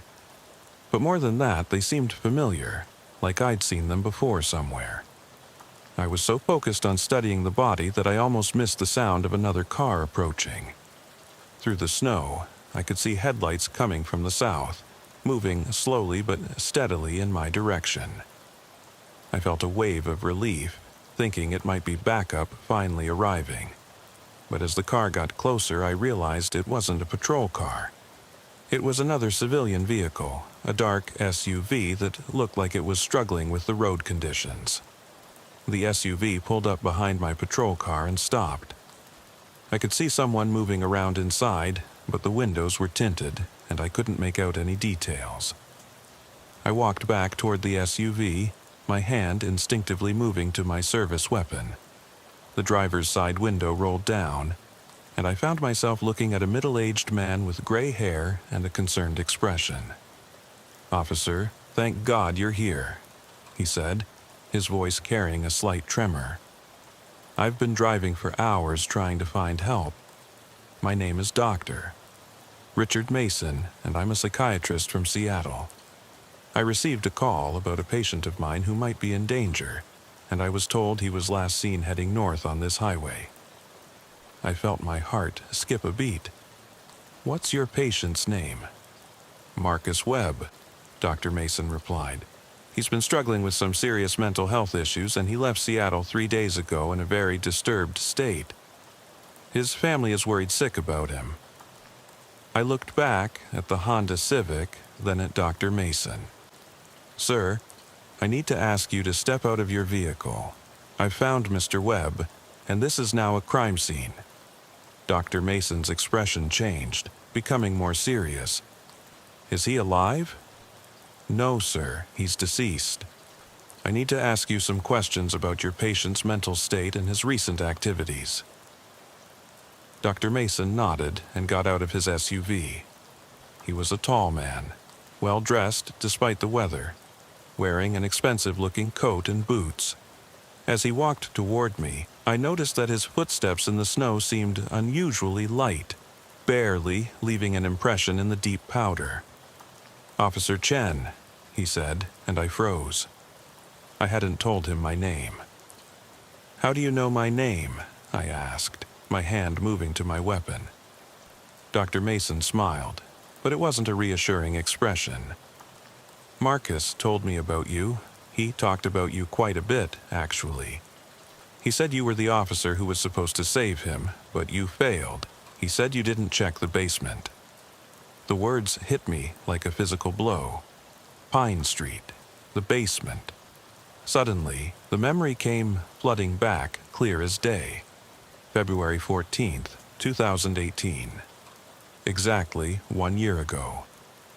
I'd been dispatched to a domestic violence call at 1247 Pine Street. A woman had called, screaming that her husband was threatening her with a knife. I'd arrived at the scene to find the house dark and apparently empty. I'd knocked on the door, called out, but gotten no response. I'd tried the door and found it unlocked, so I'd entered to investigate. The house had been completely silent. No signs of struggle, no indication that anyone was home. I'd searched the main floor thoroughly, checking every room, every closet. I'd called out repeatedly, but heard nothing. The basement door had been closed, and I'd assumed it was just a utility room. I'd rattled the handle, found it locked, and moved on. After 20 minutes of searching, I'd concluded that it was a false alarm and left the scene. But now, standing in the snow with Dr. Mason staring at me with those strange, knowing eyes, I remembered something else. As I'd been leaving the house, I'd heard something. A faint tapping sound, like someone knocking on wood. I'd paused at the door, listening, but it had stopped. I told myself it was just the house settling, old pipes or something. I'd filed my report and moved on to the next call. "You remember now," Dr. Mason said, his voice soft but somehow threatening. "You remember the sound from the basement. Marcus was down there, Officer Chen. He was tied up, beaten, left to die while his captor went to get more supplies. He was knocking on the floor above his head, begging for help. And you heard him. You heard him, but you left anyway." I was shaking now, both from the cold and from the realization of what I'd failed to do. I didn't know. The door was locked. I thought the house was empty. "The door wasn't locked," Dr. Mason said. "It was just stuck. One good push would have opened it. But you didn't try, did you? You just walked away." I looked back at the Honda Civic, at the body of Marcus Webb sitting in the driver's seat. But something had changed. The body wasn't facing forward anymore. It was turned slightly toward me, and I could swear that the eyes were looking directly at me. "That's not possible," I whispered. Dr. Mason followed my gaze. "What's not possible, Officer Chen?" He moved. The body moved. "Bodies don't move on their own," Dr. Mason said calmly. "Unless they're not really dead, unless they're just waiting for the right moment to wake up." I drew my weapon, pointing it at Dr. Mason. "Stay back. I don't know what kind of game you're playing, but this ends now." Dr. Mason laughed, a sound that seemed to echo strangely in the snow-muffled landscape. "You think you can shoot your way out of guilt, Officer Chen? You think you can arrest your own conscience?" The radio in my patrol car suddenly crackled to life, and I heard my own voice coming through the speaker. "Dispatch, this is Unit 47. I'm at 1247 Pine Street conducting a welfare check. The residence appears to be empty. No sign of the complainant or any disturbance. I'm clearing the scene." But that wasn't what I'd said that night. I'd never mentioned the basement in my report, never said anything about hearing noises or having doubts. The voice on the radio was saying what I should have said, what I would have said if I'd been honest about what I'd experienced. "That's not what happened," I said, but my voice sounded weak, uncertain. "Isn't it?" Dr. Mason asked. "Are you sure?" "Memory is a funny thing, Officer Chen. Sometimes we remember what we want to remember, not what actually happened." I was backing away from him now, toward my patrol car, but as I moved, I realized that the Honda Civic was no longer where I'd left it. It was directly behind me, blocking my path. The engine was still running, the exhaust still steaming in the cold air, and Marcus Webb was no longer in the driver's seat. I spun around looking for him, and saw him standing about 10 feet away in the snow. He was wearing the same business suit, but now it was torn and dirty, stained with what looked like blood. His face was pale, almost blue, and his eyes were wide with terror and accusation. "You left me," he said, his voice barely above a whisper but somehow carrying clearly through the wind. "You heard me calling for help, and you left me to die." "I didn't know," I said. But even as I said it, I knew it wasn't true. I had known, on some level. I'd heard that knocking, felt that something was wrong, but I'd chosen to ignore it. I'd chosen the easy path, the path that didn't require me to break down doors or file complicated reports. "You knew," Marcus said, taking a step closer. "You knew, and you chose to walk away. You chose to let me die." Dr. Mason was circling around behind me now, and I realized that I was trapped between the two of them. My patrol car was blocked by the Honda, and the only way out was through the deep snow on either side of the highway. In these conditions, I wouldn't get far on foot. "What do you want from me?" I asked. "Justice," Marcus said simply. "I want you to experience what I experienced. I want you to know what it feels like to be abandoned, to be left to die while someone who could help you just walks away." I raised my weapon, but my hands were shaking so badly that I couldn't keep it steady. "Stay back. Both of you, stay back. You can't shoot us, Officer Chen," Dr. Mason said. "We're already dead. We died a year ago. In that basement you were too lazy to check." "But you're not dead," I said. "You're right here. You're talking to me." "Are we?" Marcus asked. "Or are you just talking to yourself?" I looked around, suddenly confused. The snow was falling harder now, and I could barely see anything beyond the immediate area around the two cars. The wind was howling, drowning out all other sounds. And I realized that I couldn't remember the last time I'd heard my radio. Couldn't remember the last time I'd had any contact with the outside world. "How long have I been out here?" I asked.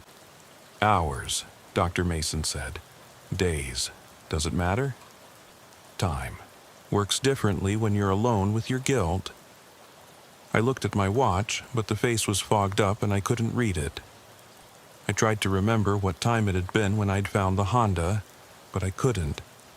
It felt like it had been minutes ago, but also like it had been forever. "This isn't real," I said. "None of this is real." "What's real?" Marcus asked. "Is the guilt real? Is the memory of walking away real? Is the knowledge that you could have saved me real?" I didn't have an answer for that, because the guilt was real, the memory was real, and the knowledge that I'd failed was real, even if everything else might not be. "I'm sorry," I said, and the words felt inadequate, pathetic. "I'm so sorry." "Sorry doesn't bring me back," Marcus said. "Sorry doesn't undo what you did." "Then what do you want from me?" "I want you to check the basement," Dr. Mason said. "I want you to go back to 1247 Pine Street and check the basement. I want you to see what you would have found if you'd been brave enough to look." I laughed, a bitter sound. "I can't go back. It's been a year. Whatever was in that basement is long gone." "Is it?" Marcus asked. "Are you sure about that?" I looked at the Honda Civic and I noticed something I'd missed before. The license plate was different now. Instead of Washington plates, it had plates from my own patrol car. I looked at my own vehicle and saw that the plates were gone entirely. "That's impossible," I said. "A lot of things are impossible," Dr. Mason said, "but they happen anyway." I was starting to panic now, really panic. Nothing was making sense, and I felt like I was losing my grip on reality. I tried to focus on basic facts, on things I could verify. I was Officer Sarah Chen. I worked for the Spokane County Sheriff's Department. I was on patrol during a blizzard. I had found a dead body in a car. These were facts, solid things I could hold on to. But even as I tried to ground myself in these facts, I felt them slipping away. Was I really on patrol? Was there really a blizzard? Was the body really dead? Or was it just sleeping? Was I really Officer Sarah Chen, or was I someone else entirely? Who am I? I asked, the words coming out before I could stop them. That's the question, isn't it? Dr. Mason said. Who are you really? Are you the hero who saves people, or are you the coward who walks away when things get difficult? I looked at my reflection in the window of the Honda Civic, and for a moment, I didn't recognize the person staring back at me. The face was pale, drawn, with dark circles under the eyes. The uniform looked wrong, too big, like it belonged to someone else. And the badge, when I looked at it closely, seemed to be made of some kind of dull metal that didn't reflect light properly. I need to get out of here, I said, backing away from both men. I need to call for backup. There is no backup, Marcus said. There's just you and me and the choice you made a year ago. I turned and ran, plunging into the deep snow beside the highway. The snow was deeper than I'd expected, coming up to my knees, and every step was a struggle. Behind me, I could hear Dr. Mason and Marcus following, their footsteps somehow lighter than mine, barely disturbing the snow. I ran for what felt like hours, but when I looked back, I was still in the same place. The two cars were still there, the two men were still following me, and I was still trapped in this nightmare scenario. The snow was falling harder now, and I could barely see anything beyond a few feet in any direction. Finally, exhausted and freezing, I stopped running. I turned to face my pursuers, and found them standing just a few feet away, looking exactly as they had before. They weren't even breathing hard, and there was no snow on their clothes. "You can't run from this," Dr. Mason said. "You can't run from what you did."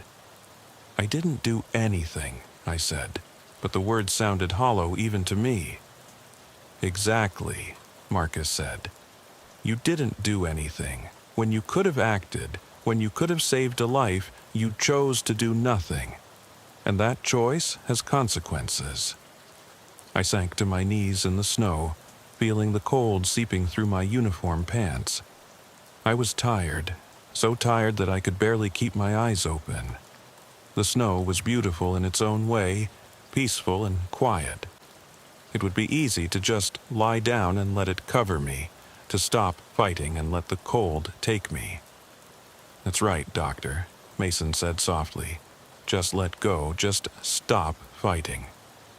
"It's easier this way," Marcus added. "No more guilt, no more responsibility, no more choices to make." I closed my eyes and felt the snow starting to accumulate on my shoulders and back. It was tempting, so tempting to just give up. But somewhere in the back of my mind, I heard another voice, a voice that sounded like my training instructor from the academy. "A police officer never gives up," the voice said. "A police officer fights until the end, no matter what." I opened my eyes and struggled to my feet. Dr. Mason and Marcus were still there, but they seemed less solid somehow, like they were fading around the edges. "I'm not giving up," I said, my voice stronger than I felt. "I made a mistake, but I'm not giving up." "You can't change the past," Marcus said, but his voice seemed to be coming from farther away now. "No," I agreed, "but I can change what I do next." I walked back toward the highway, toward the two cars that had started this whole nightmare. But as I approached, I saw that they were different now. The Honda Civic was older, rustier, like it had been sitting abandoned for months. And my patrol car looked newer, cleaner, like it had just rolled off the lot. I got into my patrol car and started the engine.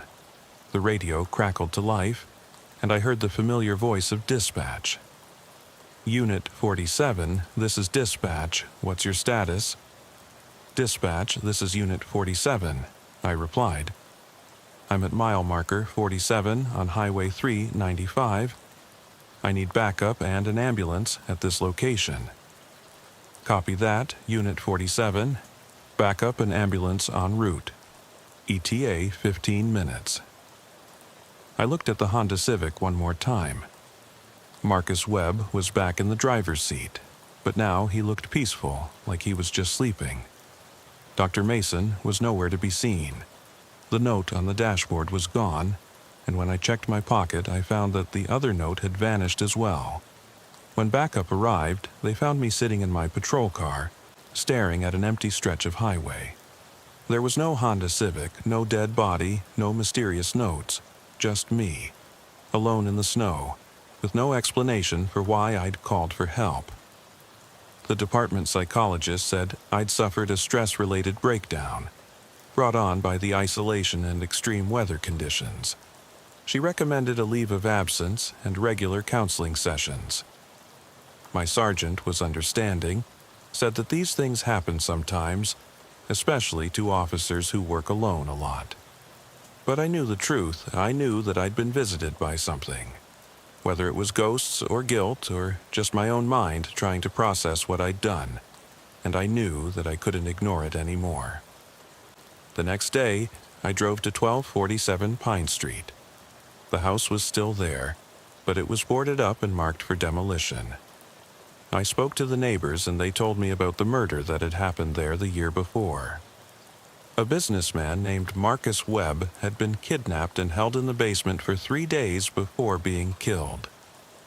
The police had found his body eventually, but not until it was too late. I looked up the case files, and I found my own report from that night. It was exactly as I remembered it, describing an empty house with no signs of disturbance. But now I could see what I'd missed, what I'd chosen not to see. The small details that might have led me to check the basement, to find Marcus Webb while he was still alive. I requested a transfer to the detective division, specializing in missing persons cases. I figured if I couldn't save Marcus Webb, maybe I could save someone else. Maybe I could make sure that the next time someone was trapped in a basement calling for help, I would be the one to find them. The nightmares continued for months after that incident on Highway 395. I would dream about snow, about dead bodies in cars, about voices calling for help that I couldn't quite hear. But gradually they faded. The guilt remained, but it became something I could live with. Something that drove me to be better at my job rather than something that paralyzed me. I never saw Marcus Webb or Dr. Mason again, at least not in the way I'd seen them that night. But sometimes, when I'm working a case, when I'm searching for someone who's missing, I feel like they're there with me, not as accusers or tormentors, but as reminders of what can happen when we choose not to look, not to listen, not to care. 3 years later, I was investigating a missing person case in Spokane. A young woman had disappeared from her apartment, and her family was convinced she'd been kidnapped. The local police had checked the building and found no signs of struggle, no evidence of foul play. They were ready to classify it as a voluntary disappearance. But I remembered Marcus Webb. I remembered the basement I'd failed to check. So I went back to the apartment building and searched it again, more thoroughly this time. And in the basement, behind a false wall that had been recently constructed, I found her. She was alive, barely, but alive. The kidnapper had been planning to move her to a more permanent location, but he'd been delayed by some unrelated business. If I'd waited another day, if I'd accepted the initial search as sufficient, she would have been gone forever. But I didn't wait. I remembered the lesson that Marcus Webb had taught me, even if the way he'd taught it had nearly driven me insane. I think about that night on Highway 395 sometimes, wondering if it really happened or if it was just my mind's way of processing guilt and regret. But in the end, it doesn't matter. What matters is that I learned something from it, that I became a better officer because of it. The snow still makes me nervous, especially when I'm driving alone at night. And I still check my rearview mirror more often than I should, half expecting to see a red Honda Civic following me. But I don't run from it anymore. I've learned to live with the ghosts, real or imagined, that haunt us all. Because in the end, we are all haunted by the choices we make, by the actions we take or fail to take. The question isn't whether we'll be haunted, but whether we'll let those ghosts destroy us or whether we'll let them teach us to be better than we were. I chose to be better. I chose to check the basement every time, no matter how unlikely it seemed that anyone would be there. I chose to listen to the voices calling for help, even when I couldn't quite hear them. I chose to remember Marcus Webb, not as a ghost or a nightmare, but as a reminder of what we owe to each other, what we owe to the people who depend on us to do our jobs. And maybe, just maybe, that's enough. Maybe that's what Marcus Webb wanted all along. Not revenge or punishment, but simply for someone to remember, to learn, to do better next time. But late at night, when I'm alone in my patrol car and the snow is falling heavy outside, I still wonder. I wonder if that night on Highway 395 really happened, or if it was just my mind playing tricks on me.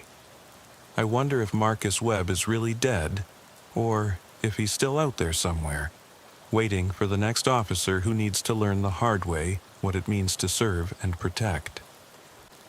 I wonder if I'm really Officer Sarah Chen, or if I'm someone else entirely. Someone who's been pretending to be a police officer for years without realizing it.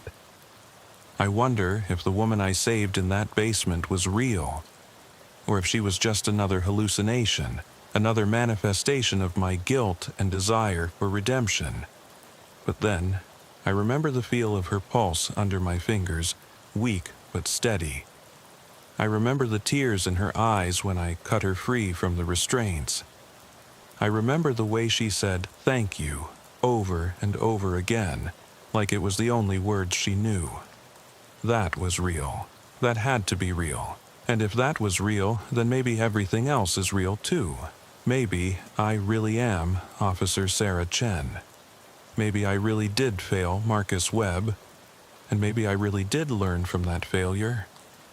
Maybe the ghosts that haunt me are just the price of being human, of caring enough to feel guilty when we fail. Or maybe I'm still sitting in that patrol car on Highway 395, staring at an empty stretch of a highway, slowly freezing to death, while my mind creates elaborate fantasies to avoid facing the truth. Maybe the real Sarah Chen died that night, and everything since then has been the death dream of a woman who couldn't live with her own guilt. I don't know. I may never know. But I know this.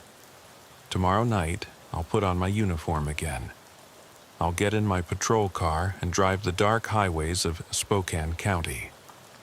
I'll answer the calls that come in, help the people who need help, and search for the people who are lost. And if I find an abandoned car on the side of the road, if I find a body that shouldn't be there, if I find a note with my name on it, I'll deal with it. Because that's what police officers do. We face the darkness, even when the darkness is inside ourselves. We check the basement every time, no matter how scared we are of what we might find. My name is Officer Jake Morrison, and I've been patrolling the streets of Riverside County, California for 6 years now. I work the graveyard shift, 11 p.m. to 7 a.m., covering the rural areas east of the city where the suburbs give way to desert and the houses get farther apart. It's usually quiet work, mostly drunk drivers and domestic disturbances, the occasional break-in at one of the vacation homes that rich people from LA keep out here. Nothing that would prepare you for what happened on October 23rd, 2022. Nothing that could prepare anyone for a call like that. I'd been having a rough month personally. My wife, Linda, had filed for divorce in September, and I was living in a studio apartment above a pizza place in downtown Riverside. spending my days off drinking beer and watching TV. The job was the only thing keeping me together, the routine of it, the sense that I was still useful to somebody. Night patrol suited me fine, because it kept me away from people during normal hours, when I might have to pretend everything was okay. Out there in the dark, driving empty roads and answering calls from people who were usually having the worst night of their lives, I could just be a cop. I could focus on other people's problems instead of my own. The call came in at 2:47 a.m. I remember the exact time because I'd just been looking at my watch, counting down the hours until my shift ended. Dispatch said they'd received a 911 call from a residence on Mockingbird Lane, which was way out on the edge of my patrol area, maybe 20 miles from the nearest neighbor. The caller had reported an intruder in the house, said someone was trying to break in through the basement. But when dispatch tried to get more information, the line went dead. They'd been trying to call back for 10 minutes with no response. Mockingbird Lane was a winding dirt road that led up into the hills, lined with expensive houses that people from the city used as weekend retreats. Most of them were empty during the week, which made them attractive targets for burglars who knew the owners wouldn't be back until Friday night. I'd been up that way a few times over the years, usually for false alarms triggered by coyotes or equipment malfunctions. But something about this call felt different. Maybe it was the way dispatch had described the caller's voice, how scared and desperate she'd sounded before the line cut out. The drive took me about 15 minutes, winding up through the hills on roads that weren't much more than fire breaks. My headlights cut through the darkness, illuminating scrub brush and the occasional reflective eyes of some animal watching from the shadows. The house was at the end of Mockingbird Lane, a big modern place with lots of glass and steel that looked out of place among the desert landscape. There were lights on inside, which was unusual for a house that was supposed to be empty most of the time. I parked at the bottom of the long driveway and called dispatch to let them know I'd arrived. The radio crackled with static, and I had to repeat myself twice before they acknowledged. Cell phone coverage was spotty out here, and the radio signal wasn't much better. I was essentially on my own until I could get back to civilization. I grabbed my flashlight and started walking up the driveway, keeping to the shadows and listening for any sounds that might indicate an intruder was still on the property. The house was bigger than it had looked from the road, maybe 4,000 square feet spread out over 2 levels. The architecture was ultra-modern, all clean lines and floor-to-ceiling windows that would give you spectacular views of the valley during the day. But at night, those same windows made the house look exposed and vulnerable, like a fishbowl lit up for anyone to see inside. I could see into what looked like a living room, with expensive furniture and abstract art on the walls. Everything looked normal, no signs of disturbance or struggle. I walked around the perimeter of the house, checking all the ground floor windows and doors. The front door was solid wood with no windows, and it was locked tight. The back door was glass, and I could see through it into a kitchen area. That door was locked too. All the windows I could reach were secure, with no signs of forced entry. If someone had broken in, they'd either been very skilled or they'd had a key. But as I made my way around to the side of the house, I found something that made my blood run cold. There was a set of basement windows at ground level, and one of them was broken. The glass had been shattered from the outside, leaving jagged shards around the frame. Fresh glass was scattered on the ground, glittering in my flashlight beam. Someone had definitely broken into this house, and recently. I called dispatch again to report the break-in and request backup, but all I got was static. I was completely on my own, which wasn't unusual for this part of my patrol area, but it made me nervous given the circumstances.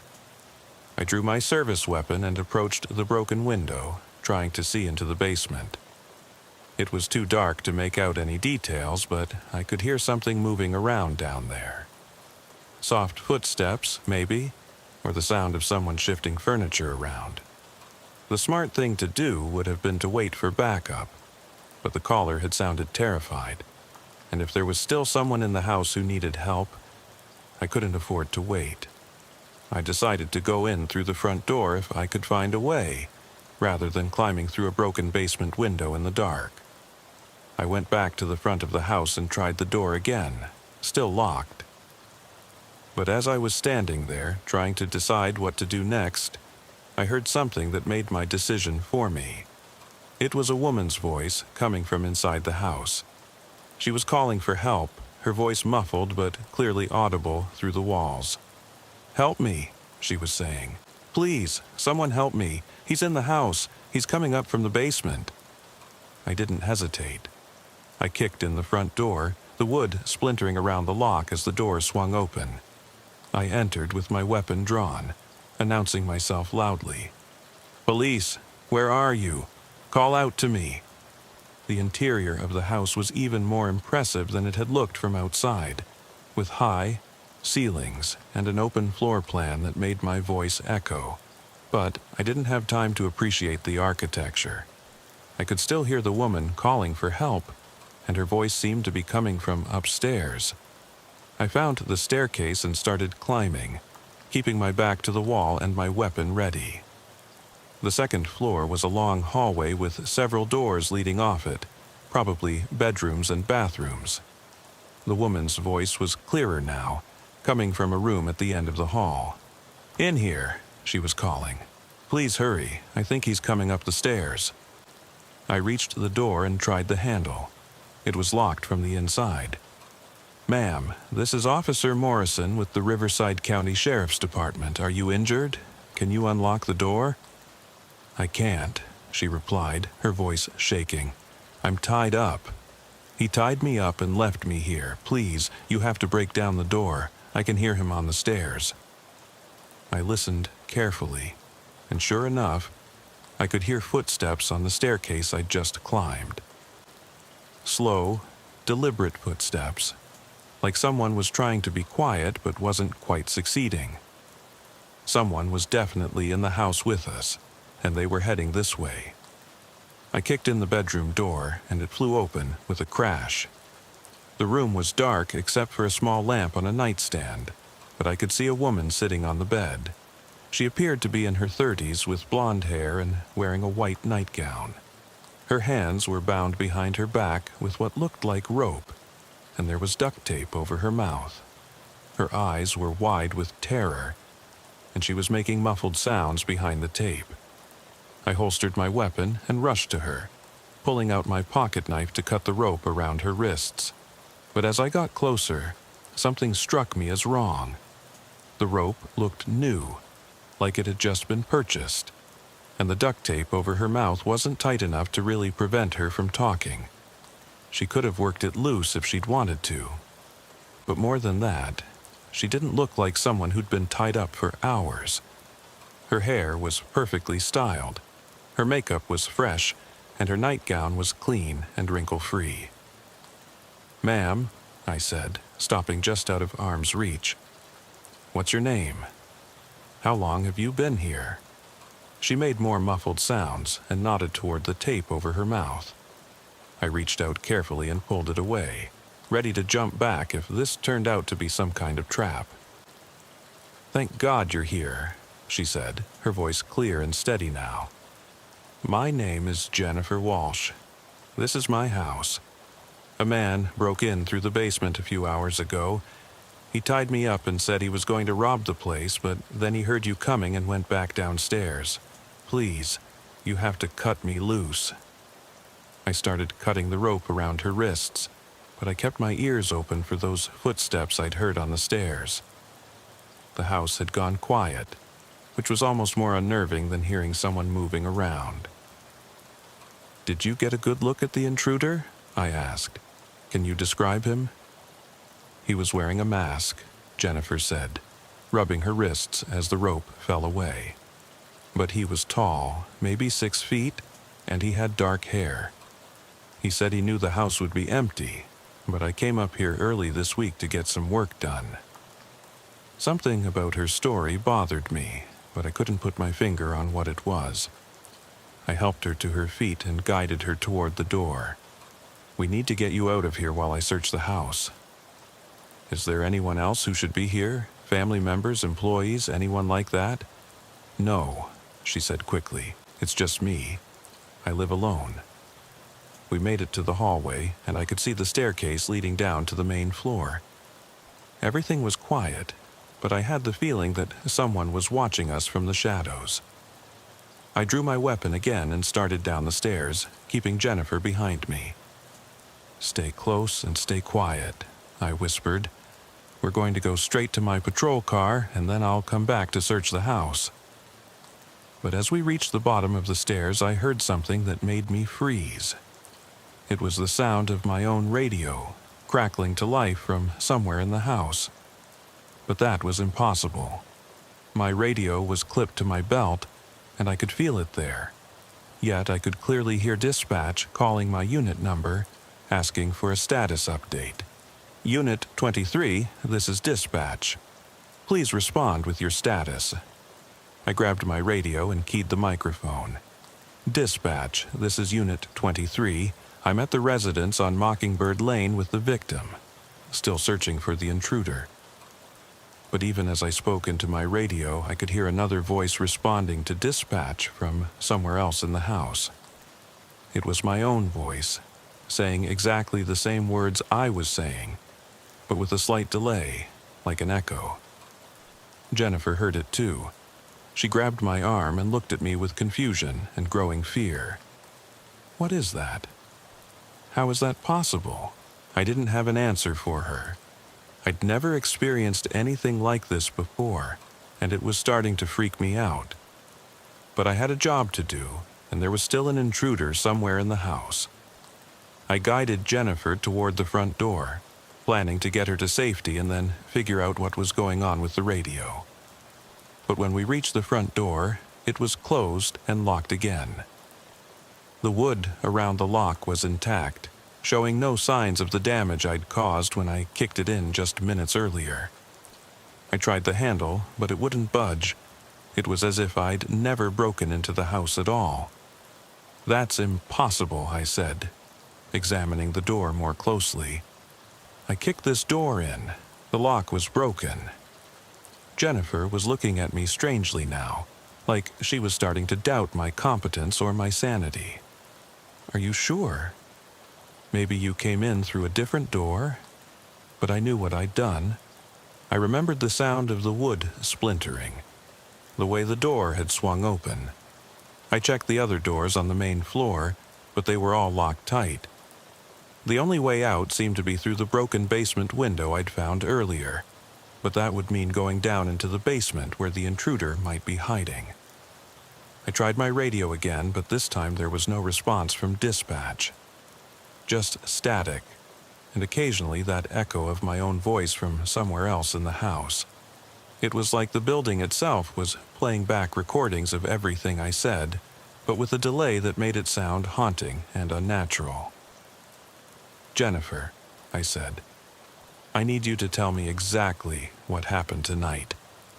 From the beginning, don't leave anything out." She looked nervous now, wringing her hands and avoiding eye contact. "I told you, a man broke in through the basement. He tied me up and robbed the house." "What did he steal?" I don't know. I was tied up in the bedroom. I couldn't see what he was doing. But you said he robbed the house. How do you know he took anything if you couldn't see him?" Jennifer didn't have an answer for that. She just stared at me with those wide, frightened eyes, and I realized that something was very wrong with this whole situation. The story didn't add up. The physical evidence didn't match what I remembered doing, and now I was hearing impossible sounds from my own radio. I decided to check the basement, despite the risk. If there really was an intruder down there, I needed to find him. And if there wasn't, then I needed to figure out what was really going on in this house. I found a door that led to the basement stairs and opened it carefully, my weapon drawn and my flashlight ready. The basement was finished, with carpet on the floor and wood paneling on the walls. It looked like it had been set up as a recreation room, with a pool table and a big screen TV. But it was also obviously abandoned, with dust covers over the furniture and a musty smell that suggested it hadn't been used in months. I made my way carefully through the room, checking behind the pool table and in the corners where someone might be hiding. That's when I found the broken window I'd seen from outside. But instead of glass scattered on the floor, the area was clean. The window was intact, with no signs of damage. I examined it closely with my flashlight, but there were no cracks, no missing pieces, nothing to suggest it had ever been broken. I was starting to feel like I was losing my mind. I knew what I'd seen outside. I remembered the broken glass glittering in my flashlight beam, the jagged edges around the window frame. But now there was no evidence that any of it had happened. I went back upstairs, my mind racing.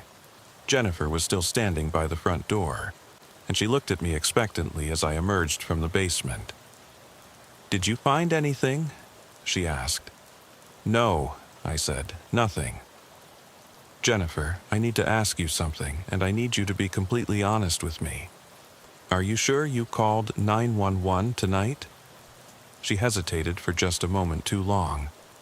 "Of course I called. That's how you got here, isn't it?" "When did you call?" "What time?" Around 2:30, I think, maybe 2:45. That matched what dispatch had told me, but something in her tone suggested she was making it up as she went along. I decided to test her. "What did you tell the dispatcher?" "I told them someone was breaking into my house through the basement." "And then what happened?" "The line went dead. I guess he cut the phone line or something." But I'd seen the house from outside before I entered. All the lights were on, which meant the electricity was working. And I hadn't seen any phone lines that had been cut. More importantly, if someone had cut the landline, she would have used her cell phone to call 911, and cell towers keep detailed records of all calls. I pulled out my own cell phone and tried to call dispatch, but I had no signal. No bars at all, which was strange because I'd had at least some coverage when I'd arrived. It was as if the house was somehow blocking all communication with the outside world. "Jennifer," I said, "I think we need to leave. Something isn't right here." But when I turned to look at her, she was gone. I spun around, searching the room, but she was nowhere to be seen. I called her name, but there was no response. I checked the other rooms on the main floor, then went back upstairs to the bedroom where I'd found her. It was empty, with no signs that anyone had ever been there. The rope and duct tape I'd cut away were gone, and the bed looked like it hadn't been slept in. I was alone in the house, and I was starting to panic. Nothing made sense anymore. I couldn't trust my own memory, couldn't trust what I was seeing, couldn't even trust my own equipment. I tried the front door again, but it was still locked. I went to the back door, but that was locked too. I was trapped inside with no way to communicate with the outside world. That's when I heard the footsteps again, slow and deliberate, coming from somewhere upstairs. But this time, I recognized the rhythm of the steps. They matched my own gait exactly, the way I walked when I was being careful and trying not to make noise. Someone was walking around upstairs, and they were walking exactly like me. I drew my weapon and headed for the stairs, but as I reached the bottom step, I heard my own voice calling out from above. "Police! Where are you? Call out to me." It was exactly what I'd said when I'd first entered the house, but now someone else was saying it. I climbed the stairs slowly, my heart pounding. The voice came again, from the bedroom at the end of the hall. "Ma'am, this is Officer Morrison with the Riverside County Sheriff's Department. Are you injured? Can you unlock the door?" I reached the bedroom and found the door standing open. Inside, I could see myself kneeling beside the bed, cutting rope away from Jennifer's wrists. But I was also standing in the hallway watching myself. It was like looking at a movie of something that had happened earlier, except that the movie was happening in real time, right in front of me. The other version of me helped Jennifer to her feet and guided her toward the door. As they approached, I stepped aside to let them pass, but they walked right through me like I wasn't there. I could feel a cold sensation as they passed, like walking through a freezer, but they showed no awareness of my presence. I followed them downstairs and watched as the other me tried the front door and found it locked. I watched the confusion on my own face as I examined the door and realized it showed no signs of damage. I watched Jennifer look at me with growing suspicion and fear. And I listened as I asked her to tell me exactly what had happened, knowing that her story wouldn't add up. But this time, I noticed details I'd missed before. Jennifer's nightgown wasn't just clean and wrinkle-free, it was bone-dry, even though I could see now that she was sweating from fear. Her makeup wasn't just fresh, it was perfect, like she'd just stepped out of a salon. And her voice, when she spoke, had an artificial quality to it, like she was reading from a script. I followed the other me down to the basement and watched as I searched the recreation room. But this time, I could see things that I'd missed before. There were no footprints in the dust on the floor, no signs that anyone had been down here in months. And the window I'd thought was broken was obviously intact, with no damage whatsoever. When the other me came back upstairs, I watched the conversation with Jennifer about the 911 call. But this time, I could see the lies in her facial expressions, the way she paused before answering each question, the way she looked away when she was making something up. It was obvious that she'd never called 911. Obvious that her whole story was fabricated. And then I watched as the other me turned to look for Jennifer and found that she'd disappeared. I watched the confusion and panic on my own face as I searched the house and found no trace of her. I watched myself try the doors and find them locked. Watched myself realize that I was trapped. But this time, I knew where Jennifer had gone. She was standing right next to me in the hallway, watching the scene play out just like I was. But when I turned to look at her, she wasn't Jennifer anymore. She was someone else entirely. Someone I recognized but couldn't quite place. "Do you understand now?" she asked. Her voice completely different from the one she'd used when she was pretending to be a victim. "Understand what?" I asked, though I was starting to get a sick feeling in my stomach. "You're not the first officer to respond to this call," she said. "There have been others, dozens of others over the years. They all come here thinking they're responding to a break-in, thinking they're rescuing a victim. But there never was a break-in. There never was a victim." I stared at her, trying to process what she was telling me. "What are you saying?" "I'm saying you're not really here, Jake. You're not really responding to a call. You died 3 hours ago in a car accident on Highway 74, about 10 miles from here. You've been dead since 11:30 p.m. The words hit me like a physical blow. I tried to deny it, tried to remember driving to the house, but suddenly I couldn't. The memory was gone, replaced by something else. I remembered driving down Highway 74 in the rain, remembered seeing headlights coming toward me in my lane, remembered yanking the steering wheel to the right and feeling my patrol car leave the road. "No," I said, but my voice sounded weak even to me. "That's not possible. I'm here. I'm talking to you." "You're here because you can't accept that you're dead," she said gently. "You keep replaying this scenario over and over, trying to save someone, trying to prove that you're still a good cop. But there's no one to save, Jake. There never was."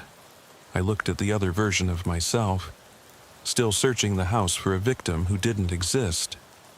I watched him try the doors again and again, trapped in a loop that would never end.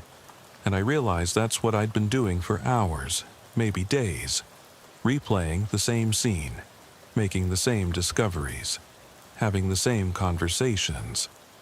"How long have I been here?" I asked. "Time doesn't work the same way when you're dead," she said. "But in the real world, it's been 3 days since your accident. They're planning your funeral for tomorrow." I felt a crushing weight of sadness and regret. Linda would be at the funeral, probably crying for the marriage we'd lost as much as for my death. My partner would give a speech about what a good cop I'd been, even though I'd been struggling with depression and alcoholism for months.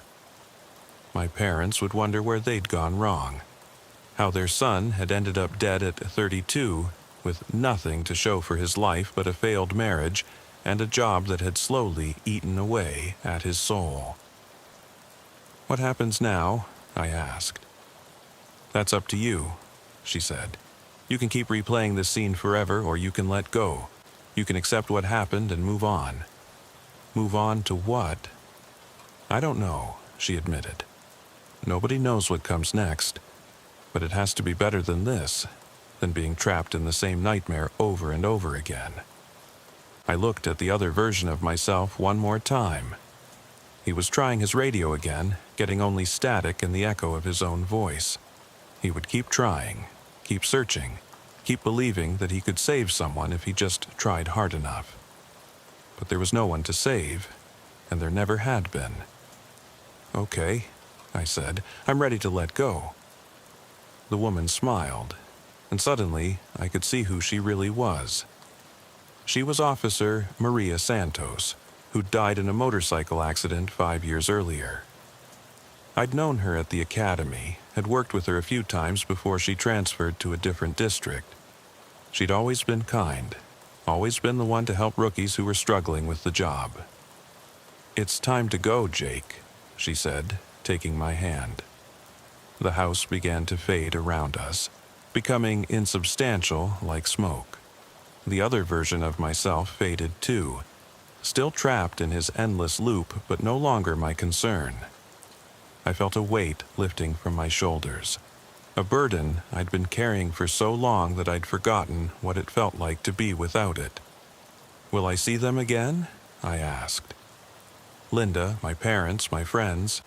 "Eventually," Maria said, "but not yet. They have their own lives to live, their own time to serve. You can't help them anymore, Jake. You can only help yourself." We walked together through the fading remnants of the house, through walls that were no longer solid, through a world that was no longer real. And as we walked, I felt the guilt and regret and sadness of my life beginning to fall away, piece by piece, like old clothes that no longer fit. Behind us, I could hear the other Jake still searching, still calling out for a victim who would never answer. But that wasn't my problem anymore. That wasn't my burden to carry. I was done being a cop, done trying to save people who didn't need saving, done trying to be something I'd never really been. I was ready for whatever came next, whatever lay beyond the endless repetition of failure and disappointment that my life had become. I was ready to be free. The last thing I heard as we walked away was the sound of my radio, crackling with static and echoing voices from a world I was finally leaving behind. And for the first time in years, I felt at peace. But even as we walked through that fading landscape, even as I felt the weight of my earthly burdens lifting away, I couldn't help but think about the other Jake still trapped in that house. He would keep searching, keep trying to save Jennifer, keep believing that if he just worked harder, tried longer, stayed more dedicated, he could make everything right. It was the curse of being a cop, I realized. We're trained to never give up, to always keep fighting, even when the fight is already lost.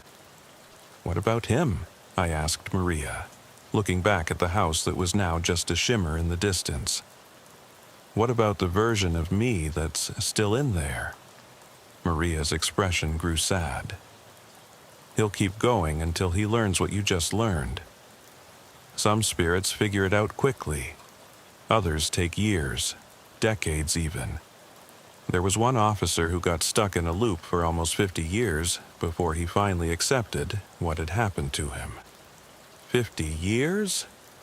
The thought horrified me. How is that possible? Time isn't linear where we're going, she explained.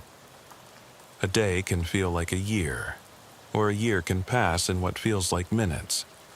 It all depends on how tightly you're holding onto the world you left behind. We walked in silence for a while through what seemed like a vast gray space, neither light nor dark, neither warm nor cold. It was like being in a waiting room between worlds, a place where the rules of physics and reality didn't quite apply. I found myself thinking about my life, about all the things I'd done wrong and all the opportunities I'd missed. "Do you regret it?" I asked Maria. "Dying, I mean." She considered the question for a long time before answering. "I regret the things I didn't do more than the things I did. I regret not telling my partner how I felt about him. I regret not calling my mother more often. I regret spending so much time worried about my career that I forgot to actually live my life." I thought about Linda, about the fights we'd had in those last months before she filed for divorce. Most of them had been about my drinking, about the way I'd shut her out when I came home from particularly bad shifts. She'd tried to get me to talk to someone, to get help, but I'd been too proud, too stubborn. I'd convinced myself that I could handle it on my own, that real cops didn't need therapy. "I should have listened to her," I said. Linda, my wife. She knew I was struggling and she tried to help, but I pushed her away. "That's the thing about being alive," Maria said. "You always think you have more time. You always think you can fix things tomorrow, next week, next year. But time runs out faster than you expect." As we continued walking, I began to notice other figures in the gray space around us. Some were walking purposefully, like they knew where they were going. Others were wandering aimlessly, looking lost and confused, and some were just standing still, staring back in the direction they'd come from, apparently unable or unwilling to move forward. "Who are they?" I asked. "Other people making the transition," Maria said. "Some died peacefully, surrounded by family. Those are the ones who move through quickly. Others died suddenly, violently, or alone. They have a harder time letting go." I saw a woman in a hospital gown, probably in her 70s, walking with purpose toward something I couldn't see. She looked serene, at peace with whatever was happening to her. But nearby, I saw a young man in military fatigues, maybe 25 years old, sitting on what appeared to be a concrete barrier.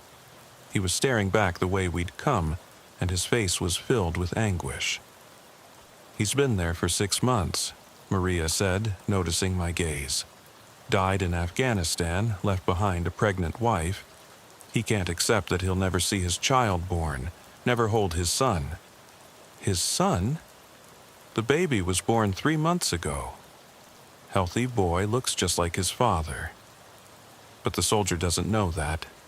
And even if someone told him, I don't think it would help. He's convinced that his family needs him, that he has to find a way back to them." I thought about my own family, about the funeral that was happening tomorrow. Would my parents blame themselves for my death? Would Linda feel guilty about the divorce? Wonder if things might have been different if she'd tried harder to save our marriage? The thought of them carrying that burden, that unnecessary guilt, made me want to turn around and go back. But Maria seemed to sense what I was thinking. "You can't help them by staying," she said firmly. "You can only hurt them by refusing to let go. The living need to grieve, to heal, to move on with their lives.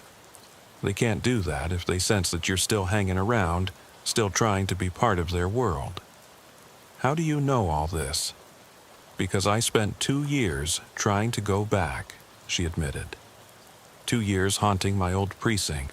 trying to help my partner solve cases, trying to communicate with him. All I accomplished was making him think he was losing his mind.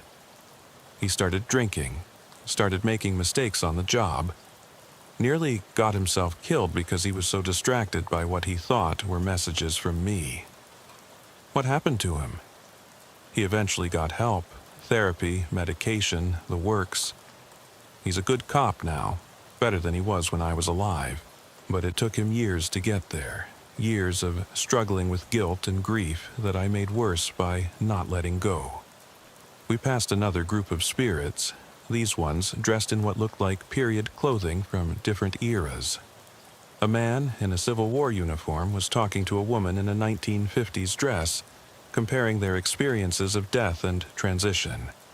It was surreal, like walking through a museum where all the exhibits were alive and interactive.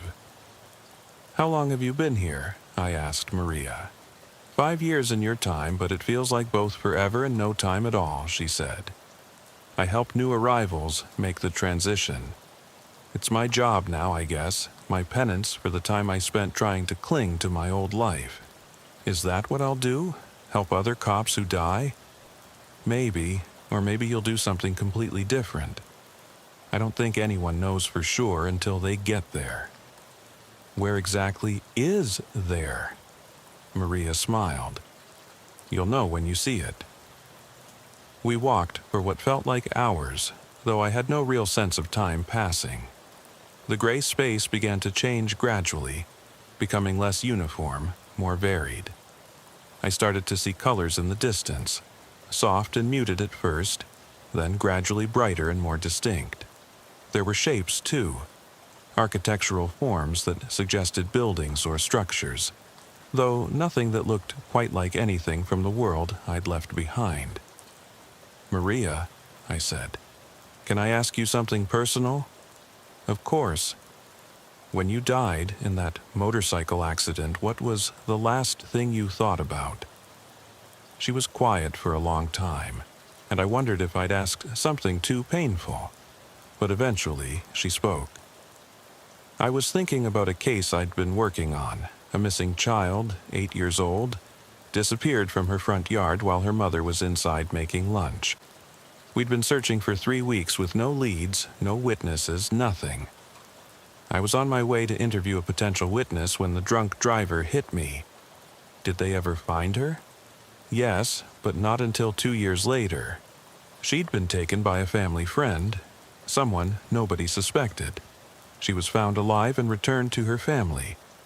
But for 2 years, I was convinced that my death had somehow caused her to remain missing. That if I'd just lived long enough to conduct that interview, I could have solved the case and brought her home. But that wasn't true. No, it wasn't. The interview I was going to wouldn't have led anywhere. The person I was going to see didn't know anything useful. But I spent 2 years believing that my death had somehow failed that little girl, and that belief kept me trapped between worlds. I thought about my own unfinished cases, the investigations I'd been working on when I died. There was a string of convenience store robberies that I'd been tracking, a domestic violence case where I was worried the husband might escalate to murder, a missing person report that had just come in the day before my accident. Would those cases go unsolved because I wasn't there to work them? Would people suffer because I'd failed them by dying? "You're doing it right now," Maria said, apparently reading my thoughts. "You're creating chains that will bind you to the old world. You have to let go of the idea that you're indispensable, that the world can't function without you." But what if I could have made a difference? What if my death means that someone else dies who didn't have to? And what if your obsession with that possibility means you never move on? What if you spend the next 50 years trapped in loops like the one you just escaped, replaying scenarios over and over, trying to save people who don't need saving? She had a point, but it was hard to accept. My whole identity had been built around being a protector, a solver of problems, a person who stood between chaos and order. How do you let go of something that fundamental to who you are?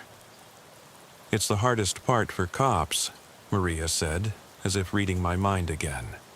We're trained to take responsibility for everything, to believe that we can control outcomes through sheer force of will. But death is the ultimate loss of control, and learning to accept that is part of the transition. As we continued walking, the colors in the distance became clearer and more defined. I could see what looked like a city, but unlike any city I'd ever seen before. The buildings seemed to be made of light itself, shifting and flowing like liquid while maintaining their structural integrity. There were people moving between the buildings, but they moved with a fluid grace that suggested they were no longer bound by the physical limitations of human bodies. "Is that where we're going?" I asked. "That's one of the places you could go," Maria said. "There are many options, many different paths. Some people choose to rest for a while, to process their earthly experiences before moving on to new challenges. Others choose to immediately begin new forms of existence, new types of learning and growth. What did you choose?" I chose to help others make the transition, at least for now. It felt like a natural extension of the work I did as a police officer, just on a different scale.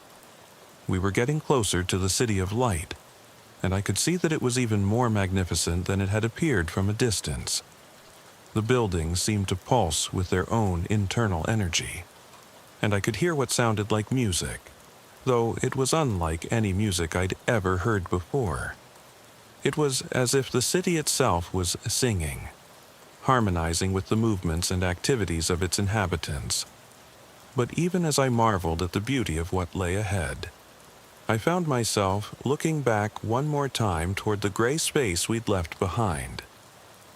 Somewhere back there, the other Jake was still trapped in that house, still searching for Jennifer, still trying to solve a case that had no solution.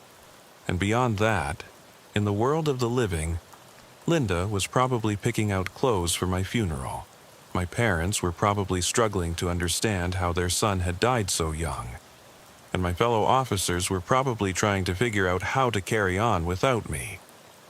"The hardest part," Maria said gently, "is accepting that they'll be okay without you. That they'll grieve for a while, but then they'll heal and move on and build new lives that don't include you. It feels like a betrayal, like you're abandoning them. But it's actually the greatest gift you can give them. How is abandoning them a gift? Because holding on to them, trying to remain part of their world, keeps them trapped in their grief. It prevents them from healing, from growing, from becoming the people they're meant to become after you're gone. Love isn't possession, Jake. Real love is letting go when it's time to let go." As we approached the city, I began to feel a strange sensation, like I was becoming lighter, less solid. It wasn't frightening exactly, but it was profoundly different from anything I'd ever experienced. It was as if the very atoms of my being were loosening their bonds, preparing to transform into something new. "What's happening to me?" I asked. "You're beginning the final transition," Maria said. "Your earthly form is dissolving, and you're becoming something new. It's natural, part of the process. Will I still be me? You'll be the best version of yourself, the version that was always there but was hidden by fear and pain and limitation. You'll still have your memories, your experiences, your essential nature, but you'll be free of all the things that held you back when you were alive." I thought about the person I'd been in life, the anger and frustration and disappointment that had defined so much of my existence. The failed marriage, the drinking problem, the depression that I'd tried so hard to hide from everyone around me. Would all of that really just fall away, leaving behind some purified version of myself? "What about my mistakes?" I asked. "What about all the things I did wrong?"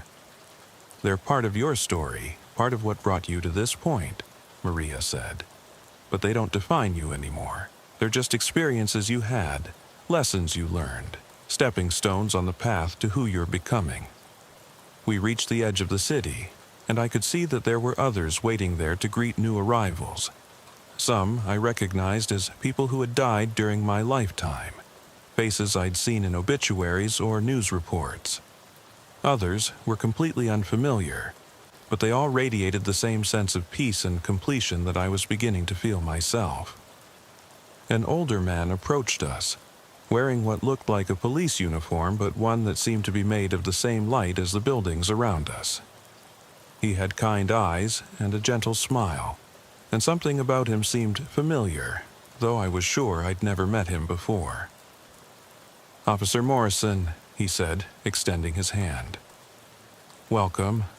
I'm Captain William Hayes, retired from this life in 1987. I've been looking forward to meeting you." I shook his hand, surprised by how solid it felt despite its apparent composition of light. "How do you know me?" "I know all the officers who make the transition," he said. "It's part of my work here. I help them understand what comes next, help them choose their path forward." "Their path?" "There are many possibilities," Captain Hayes explained. "Some choose to rest and reflect on their earthly experiences. Some choose to reincarnate, to return to physical existence with new challenges and opportunities. Some choose to become guides for others who are making the transition. And some choose to explore entirely new forms of existence that have no parallel in the physical world." I looked around at the city, at the beings of light moving through it with such purpose and grace. "What did you choose?" "I chose to serve," he said. "It's what I always did best in life, so it felt natural to continue in death. But my service here is different, broader, more meaningful than anything I could do when I was bound by physical limitations." Maria squeezed my hand. "This is where I leave you," she said. "Captain Hayes will take good care of you from here." "Will I see you again?" "Of course. Time and space work differently here. We're all connected, all part of the same larger existence. When you're ready, when you want to see me again, you'll be able to." She gave me a hug, and I felt a warmth and peace that I'd never experienced in life. It was like being embraced by unconditional love itself, like coming home after a long and difficult journey. "Thank you," I said, "for everything, for helping me understand, for showing me the way." "You would have found it eventually," she said. "You're stronger than you think, Jake. You always were." She walked away, back toward the gray space where other lost souls were probably struggling with their own transitions. I watched her go with a mixture of sadness and gratitude, knowing that she was returning to help others the way she'd helped me. Captain Hayes put a gentle hand on my shoulder. "Ready to see what comes next?" he asked. I took one last look back toward the world I'd left behind, toward the darkness where the other Jake was still trapped in his endless loop of failure and frustration. I sent him a silent message of encouragement, a hope that he would eventually find the strength to let go as I had. And then I turned toward the city of light, toward whatever new existence awaited me there. "I'm ready," I said, and meant it. Together we walked into the city, and I felt the last of my earthly weight fall away. I was no longer Officer Jake Morrison of the Riverside County Sheriff's Department. I was something new, something better, something free. And for the first time since I could remember, I was truly at peace. The city welcomed me with its song of light and harmony, and I knew that whatever came next, whatever new challenges and opportunities awaited me, I would face them with the wisdom I'd gained from both my life and my death. I was ready to serve again in whatever capacity this new existence required. I was ready to be more than I'd ever been able to be when I was alive. And somewhere in the distance, barely audible over the city's celestial music, I could still hear the echo of that radio static calling out across the void between worlds. But it no longer held any power over me. It was just a memory now, a reminder of what I'd left behind and how far I'd come.